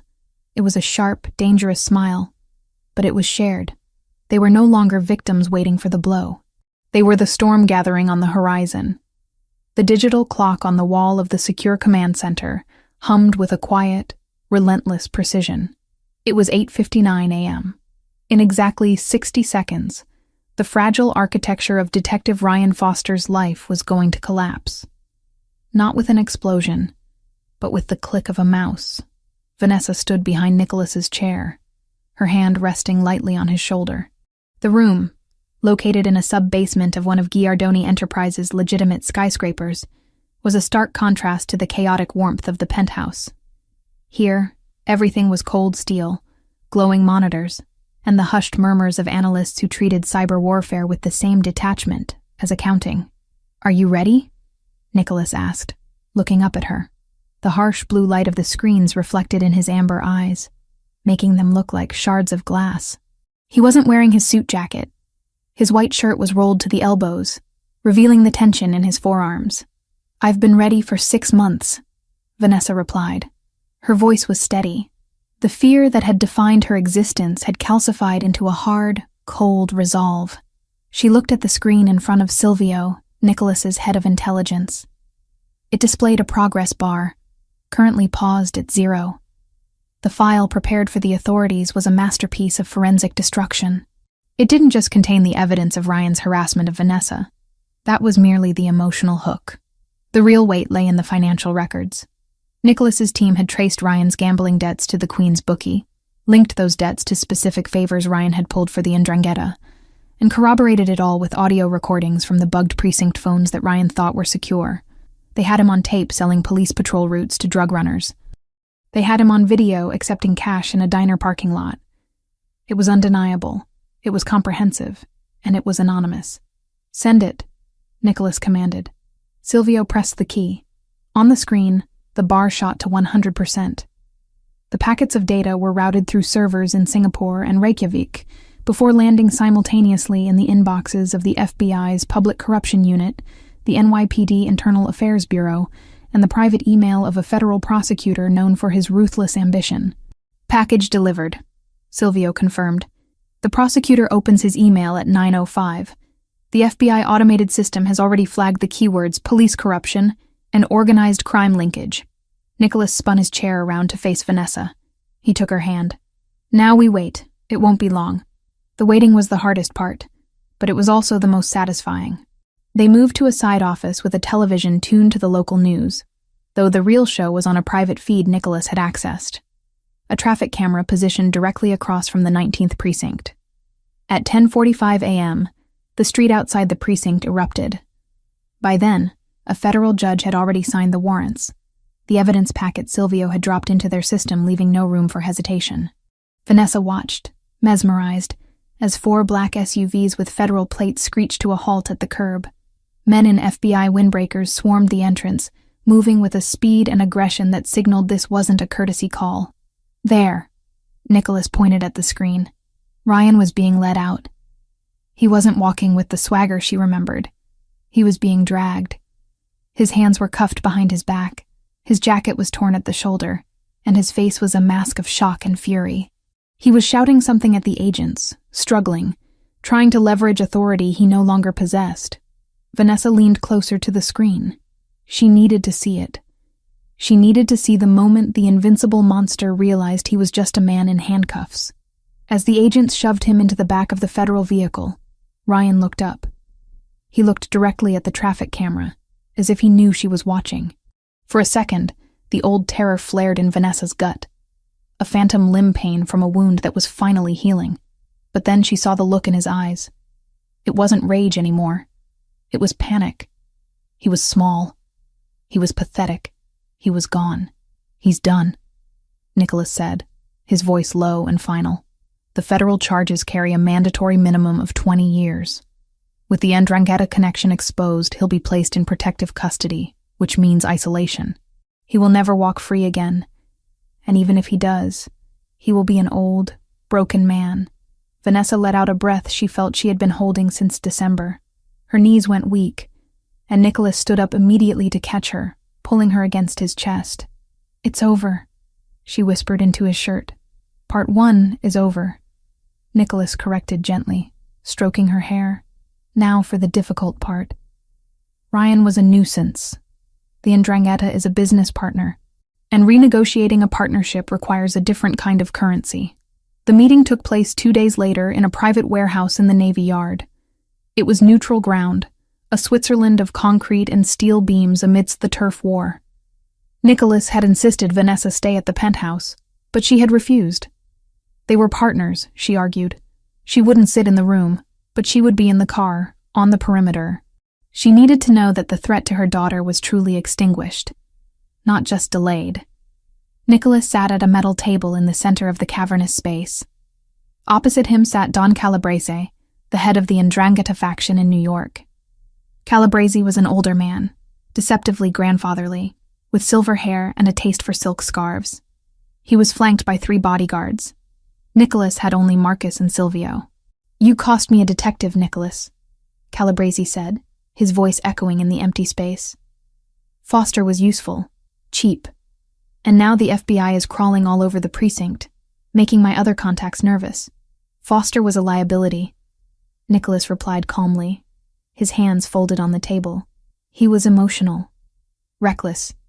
He brought heat to a simple extraction because of a personal vendetta. You don't want men like that on your payroll, Don Calabrese. They talk." "He was trying to retrieve something you stole," Calabrese countered, his eyes narrowing. "The woman. We were told she had information." "You were lied to," Nicholas lied smoothly. "The woman has nothing. She is a civilian. Foster was obsessed. He used you to do his dirty work. And in doing so, he put my family in the crossfire. My nephew was in that car." The mention of family shifted the temperature in the room. Even in the underworld, there were rules. Endangering children was bad for business.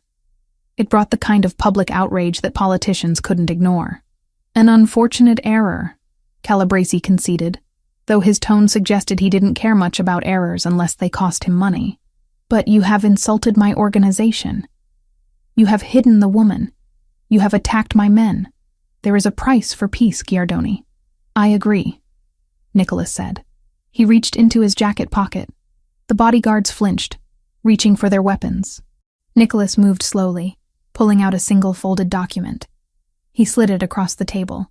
Calabrese put on his reading glasses. He scanned the document. His eyebrows rose. "The Newark shipping lanes?" Calabrese asked, looking up. "You are giving me access to the Newark lanes? That is 20% of your import revenue." 15, Nicholas corrected. "But yes, you get priority access on Tuesdays and Thursdays. No inspection, no questions asked. In exchange for 2 things. Name them. 1. The debt Ryan Foster owed you is considered paid in full by this transfer. You do not pursue it. You do not look for assets to seize. Done. 2. Vanessa Turner, her daughter Lily, and anyone associated with them are off limits, permanently. If one of your men even looks at them on the street, I will consider the truce broken, and I will burn Newark to the ground with your shipments inside it." Calabrese looked at the paper, calculating the millions of dollars in profit the shipping lanes represented versus the value of a single vendetta against a schoolteacher. It wasn't even a choice. It was simple arithmetic. "You pay a high price for a woman, Nicholas," Calabrese noted, a smirk playing on his lips. "Is she made of gold?" "She is the mother of the child who makes my nephew smile," Nicholas said, his voice devoid of humor. "That makes her priceless." Calabrese signed the paper. "We have a truce. The woman is a ghost to us." When Nicholas returned to the armored SUV parked 100 yards away, Vanessa was waiting in the back seat. She looked at his face, searching for blood or bruises. There were none. He looked tired, but unburdened. "It's done," he said, sliding in beside her. "They accepted the terms." "What did you give them?" Vanessa asked. She knew enough about his world now to know that peace was never free. "Nothing I can't earn back in 5 years," Nicholas dismissed. "Some logistics routes, cargo space." "You gave up territory," she realized, watching his profile. "You gave up power." Nicholas turned to her. He took her hand, interlacing their fingers. "I traded potential profit for guaranteed safety. In my world, that is the only victory that matters. They won't touch you, Vanessa. Not ever again. You can walk down the street. You can take Lily to the park. It's over." Vanessa squeezed his hand. She felt the tears prickling her eyes. Not tears of fear this time, but of overwhelming, exhausting relief. The cage was open. The predator was caged. And the man beside her had just paid a king's ransom to ensure her freedom. The transition to normalcy was not immediate, but it was steady, like the slow melting of winter ice. 3 weeks after Ryan's arrest, the headlines had moved on, but the impact on Vanessa's life was permanent. She resigned from Oak Ridge Academy. It held too many memories of fear, of dodging calls in the hallway, of Ryan waiting by the lockers. With Nicholas's help, and despite her protests, he insisted it was part of the security protocol. She secured a position at the private school Leo attended in Westchester. It was a smaller environment, rigorous but kind, set on a sprawling campus of green lawns and stone buildings. The commute from the city was long, which led to the next logical step in their evolving life. "It makes no sense to drive back and forth," Nicholas had argued over dinner one night. "The estate in Westchester is 10 minutes from the school. It has the gardens. It has the space." Vanessa had hesitated, guarding her independence, but Lily had cast the deciding vote. The estate had a treehouse, and Leo was there on weekends. They moved into the guest wing of the Giardoni estate as a temporary measure that everyone knew was permanent. The nightmares stopped gradually. The first week, Lily woke up twice. The second week, once. By the third week, she slept through the night, waking only to demand pancakes or to ask if Leo was coming over. The diamond glass Nicholas had promised seemed to hold. Vanessa watched her daughter bloom. The shadows under Lily's eyes disappeared. She laughed louder. She ran faster. She started calling Nicholas Mr. Nick. And then, slipping occasionally, just Nick. And Vanessa, she breathed. For the first time in years, she breathed air that didn't taste like anxiety. She sat in the garden of the estate, grading papers for her new literature class, watching the sun set over the trees. She wasn't just surviving anymore. She was planning. She was thinking about curriculum changes, about planting a vegetable garden in the spring, about the way Nicholas looked at her when he thought she wasn't paying attention. He kept his promise of transparency. He told her when he had late meetings. He told her, in broad strokes, about the business, the legitimate side, which was growing, and the illegitimate side, which he was slowly, methodically shrinking to reduce exposure. He was keeping his word. He was building a fortress, not just of stone, but of trust. The true test came 2 months later. "Sunday dinner," Nicholas announced one morning, adjusting his tie in the hallway mirror. "My aunt wants to meet you." Vanessa froze, a coffee mug halfway to her lips. "Your aunt? The one who runs the charities?" "And the cousins, and the consigliere, and basically everyone who shares my DNA or my payroll." Nicholas turned to her, his expression serious but his eyes dancing with a hint of amusement. It is a summons. We cannot refuse. They know about me? Vanessa, you are living in the family estate. You drive my car. My nephew draws pictures of you. The family has known about you since the day I bought your debt. They have been patiently waiting for me to present you. Present me? Vanessa felt a wave of nerves. Like a debutante? Like the woman who brought the Don to his knees. Nicholas corrected, stepping closer and kissing her forehead. Wear something red. My aunt hates red. It asserts dominance. The dinner was held at the matriarch's house in Long Island, a sprawling mansion that smelled of roasting garlic and judgment. There were 30 people there, loud, boisterous, speaking a rapid-fire mix of English and Italian. When Nicholas walked in with Vanessa on his arm and Lily holding his hand, the room went silent. It was a heavy, assessing silence. Dozens of eyes scrutinized Vanessa. They looked for weakness. They looked for the gold digger. They looked for the victim. Vanessa lifted her chin. She was wearing red, a deep crimson sheath dress that fit her perfectly. She wasn't the trembling teacher anymore. She was the woman who had stared down the Ndrangheta. She squeezed Nicholas's arm, not for support, but to signal she was ready. Zia Maria, Nicholas said, approaching the formidable elderly woman at the head of the table. This is Vanessa. And Lily. The old woman stared at Vanessa with eyes like black olives. She looked at the dress. She looked at Nicholas. Then she looked at Lily, who was hiding behind Nicholas's leg. She is thin, Zia Maria declared finally. She needs to eat. The tension broke.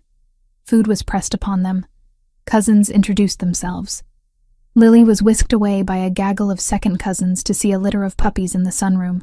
Vanessa found herself seated next to Nicholas, navigating the interrogation disguised as small talk. She held her own. When a cousin asked about her late husband, she answered without faltering. When another asked about her intentions, she looked him in the eye and said she intended to be happy, which was a revolutionary concept in this room. Later in the evening, as espresso was being served, a man approached Nicholas. He was older, with sharp features and a suit that cost more than Vanessa's lifetime earnings. Giovanni, the consigliere, the advisor, the man who whispered in the king's ear. Nicholas, Giovanni said, nodding to Vanessa but addressing the boss. A moment? Nicholas didn't move. You can speak freely, Giovanni. Vanessa stays. Giovanni raised an eyebrow. This was a breach of protocol. Business was not discussed in front of outsiders, but he saw the set of Nicholas's jaw and decided not to push it. We have reports from the port, Giovanni said, keeping his voice low. The Calabresi family is enjoying their new access. Profits are down 8% this quarter due to the concession. I am aware, Nicholas said, sipping his espresso. The captains are grumbling, Giovanni continued, his gaze flicking to Vanessa. They respect you, Nicholas. They fear you, but they question the logic. To give up territory, to show such generosity to a rival, for personal reasons. He let the words hang there. Personal reasons. It was a polite way of saying for a woman. They worry it shows weakness, Giovanni clarified. They worry you are distracted. A man with a family is a man with a soft underbelly. A man who can be leveraged. Vanessa felt her face heat up. She was the weakness. She was the liability. Nicholas set his cup down on the saucer with a sharp clatter. The sound cut through the murmuring of the room. He turned his body fully toward Giovanni, his presence suddenly expanding, dominating the space. Weakness, Nicholas repeated, testing the word. He looked around the room. He looked at Leo, who was laughing with Lily in the corner. He looked at Vanessa, sitting beside him in her red dress, her head held high despite the scrutiny. Before, Nicholas said, his voice carrying clearly to the nearby tables, I fought for territory. I fought for numbers on a ledger. I fought because it was what my father did. And I was tired, Giovanni. I was a machine running on empty. He reached out and took Vanessa's hand, placing it on the table, covering it with his own. You look at them, and you see a vulnerability, Nicholas said, his amber eyes burning with a fierce, terrifying conviction. You see targets, but you are mistaken. He leaned in closer to his consigliere. A man who fights for money will eventually negotiate. A man who fights for land will eventually settle. But a man who fights for his family? Nicholas shook his head slowly. That man does not stop. That man does not negotiate. That man will burn the world to ash to protect what is his. The room was silent. They are not my weakness, Giovanni, Nicholas declared, his voice ringing with absolute truth. They are the reason I built this empire. They are the reason I wake up. And they are the reason that anyone who crosses me now will not just face a dawn. They will face a force of nature. He squeezed Vanessa's hand. So tell the captains, Nicholas finished, that the lion is not distracted. The lion has finally found something worth hunting for. And God help the jackals who forget that. Giovanni stared at Nicholas for a long moment. He looked at the fire in his boss's eyes, a fire that had been absent for years. He looked at Vanessa, who didn't look away, who met his gaze with a steady, fierce intelligence. Slowly, Giovanni nodded. A look of respect crossed his face. I will tell them, Giovanni said, bowing his head slightly to Nicholas, and then, more deeply, to Vanessa. It seems the family is stronger than it has been in a generation. Cent'anni, he finished. A wish for 100 years of life. He walked away. Nicholas turned to Vanessa. The fierceness faded, replaced by a warm, intimate pride. Did I overdo it? He whispered. A little bit with the burning the world to ash, Vanessa whispered back, smiling. But I think they got the point. Good, Nicholas said. He lifted her hand to his lips, kissing her knuckles in full view of his entire family. Because I meant every word. Vanessa looked at him. Surrounded by the opulence of his ancestors, the weight of his history, and the dangers of his future, she thought about the letter Lily had sent to Santa. She thought about the dossier that had destroyed Ryan. She thought about the peace treaty bought with shipping lanes. She realized then that she wasn't just observing the power. She was part of it. She was the anchor that kept the ship from drifting into the dark. I know, she said. I'm not going anywhere, Nicholas. We burned together. And as the dessert was served and the laughter resumed around them, Vanessa knew that the war was truly over. The healing had begun. And the family, this strange, cobbled-together, dangerous, beautiful family, was finally whole. The snow fell differently in Westchester.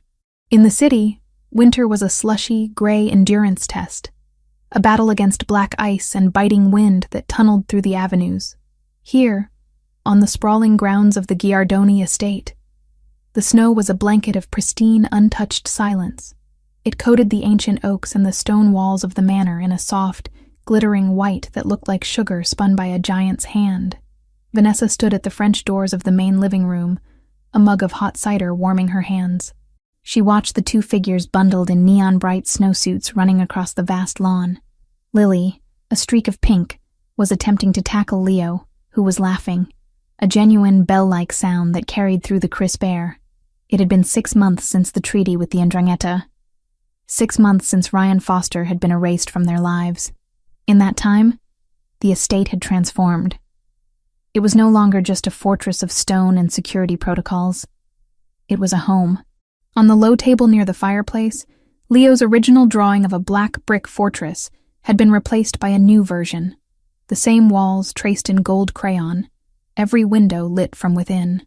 The hallways, once silent and imposing, now echoed with the sound of running footsteps and the occasional bark of the golden retriever puppy. Nicholas had surprised them with last month. A bribe, he claimed, to stop Lily from asking for a pony. You're going to let the heat out? A deep voice murmured behind her. Vanessa didn't jump. The reflex of fear had finally, slowly, been rewired into a reflex of comfort. She leaned back, feeling the solid warmth of Nicholas's chest against her back.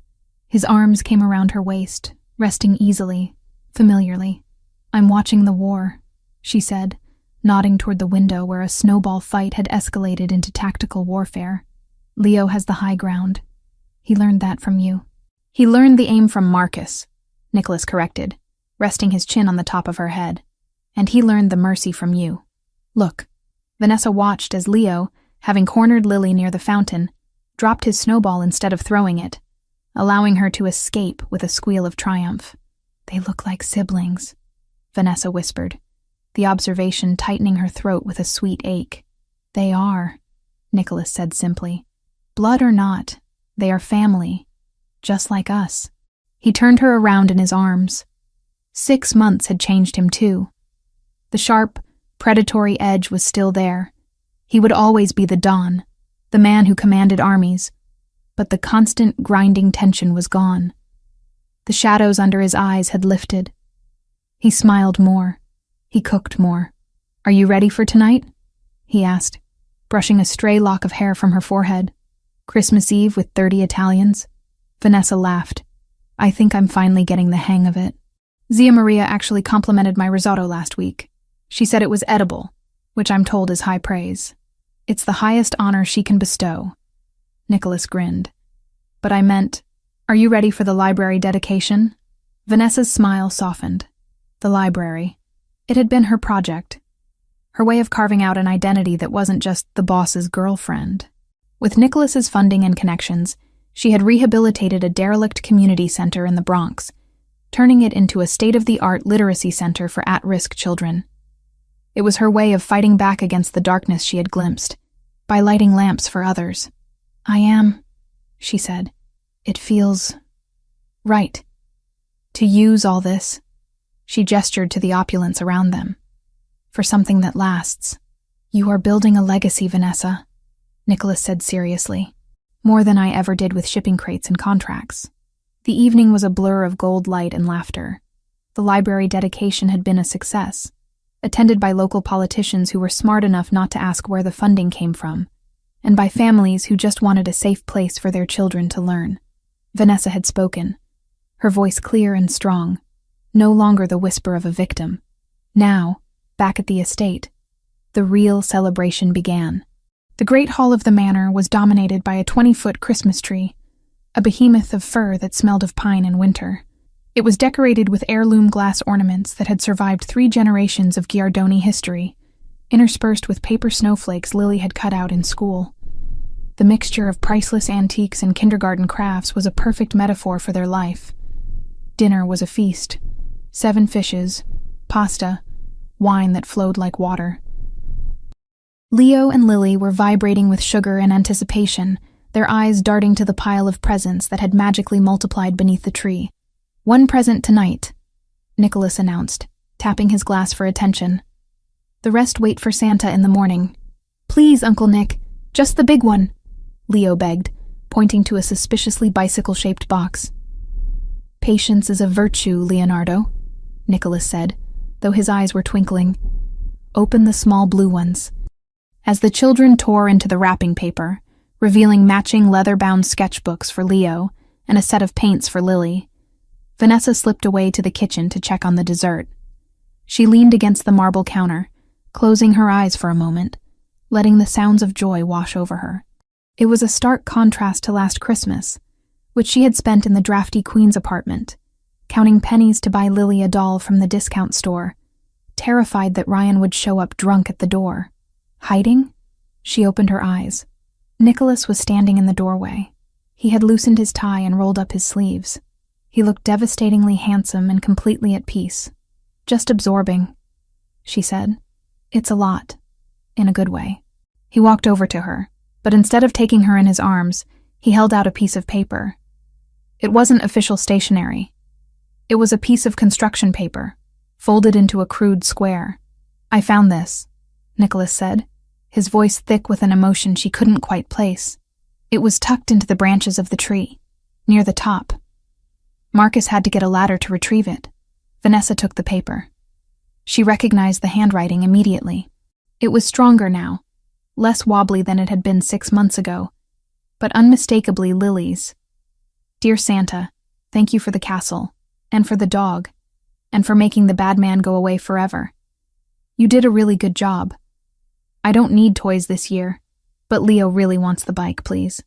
I just have one wish. Please make Nick stay. I know he is the boss of everything, but I want him to be my dad. Not a pretend dad, but a real one. And please make Mommy keep smiling." She looks like a princess now. Don't let her be sad again. Love, Lily. P.S. I left cookies near the fireplace. The dog might eat them, though. Vanessa read the letter twice. The first time, her vision blurred.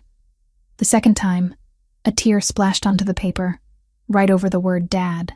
She asked for me to stay, Nicholas said, his voice rough. As if I would ever go. She knows you're staying, Vanessa whispered, looking up at him. She just wants to make it official. Children crave permanence. So do I, Nicholas said. He took the letter from her hand and placed it gently on the counter. Then, he took both of her hands in his. Vanessa, he began, and for the first time since she had known him, Nicholas Giardoni looked nervous. The man who had negotiated treaties with warlords and faced down federal agents was trembling slightly.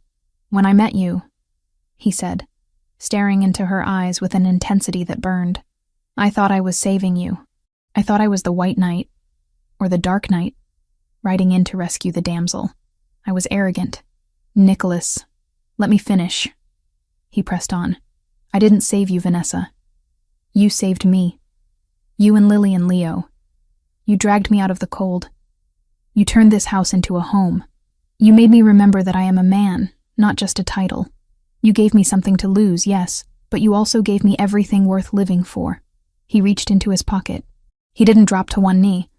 That was for movies, and Nicholas was too pragmatic for theatrics. Instead, he stood eye to eye with her, treating her as an equal, a partner. He opened a small velvet box. Inside sat a diamond that was breathtaking. Yes, but it wasn't ostentatious. It was an emerald cut, vintage, set in platinum. It looked timeless, solid, indestructible. I don't want to be your protector anymore, Nicholas said softly. I mean, I will be, always. But that is not enough. I want to be your partner. I want to be the one who wakes up next to you when we're 80. I want to be the father Lily is asking for. I want to build this legacy with you. Nicholas, Vanessa choked out, the happiness expanding in her chest until she thought her ribs might crack. Vanessa Turner, he said, holding her gaze. Will you marry me? Will you take this life, with all its complications and its shadows, and walk through it with me? Vanessa looked at the ring, then at the man holding it. She thought about the fear that had brought her here, the desperation of a pink backpack switched in a classroom. She thought about the way he had breathed with Lily during her panic attack. She thought about the way he respected her mind, her work, her boundaries. She didn't just love him, she trusted him. And in her world, trust was a rarer currency than love. Yes, she whispered, then louder. Yes, I will. Nicholas let out a breath, a sound of profound relief, and slid the ring onto her finger. It fit perfectly. He pulled her to him, kissing her with a passion that was usually reserved for the privacy of their bedroom, deep and claiming and full of promises kept. They're kissing! The shout came from the doorway. Lily and Leo were standing there, looking scandalized and delighted. Nicholas broke the kiss, but didn't let go of Vanessa. He turned to the children, a wide, genuine grin on his face. Get in here, he ordered. They didn't need to be told twice. They ran into the kitchen, slamming into Nicholas and Vanessa in a tangle of limbs and laughter.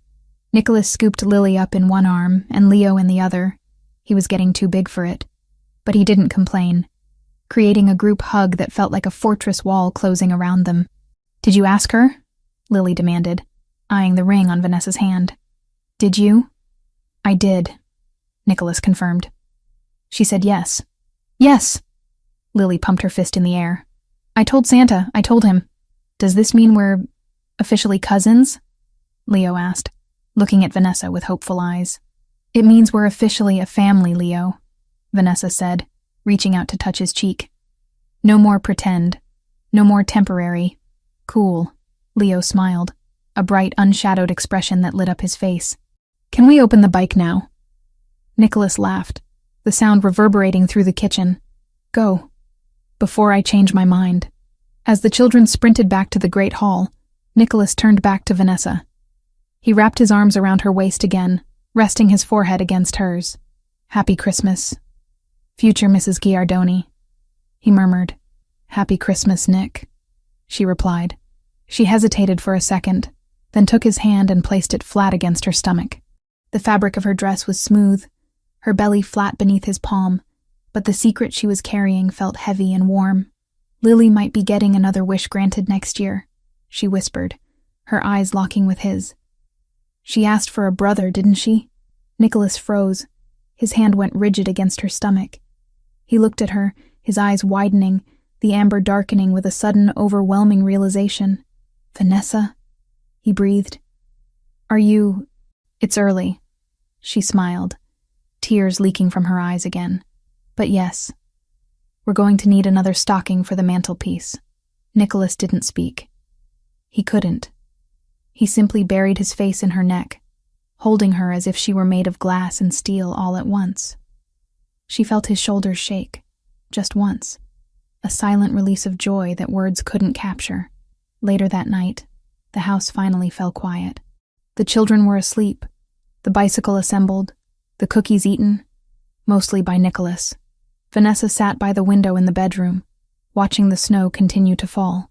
The world outside was white and clean, the past buried under layers of new life. She thought about the woman she had been 6 months ago, terrified, invisible, drowning. She had thought salvation would look like a police officer or a judge. She had thought safety meant hiding. She thought of Mark too, not with the crushing guilt that used to choke her, but with a softer ache she could finally carry without letting it own her. He had been her past.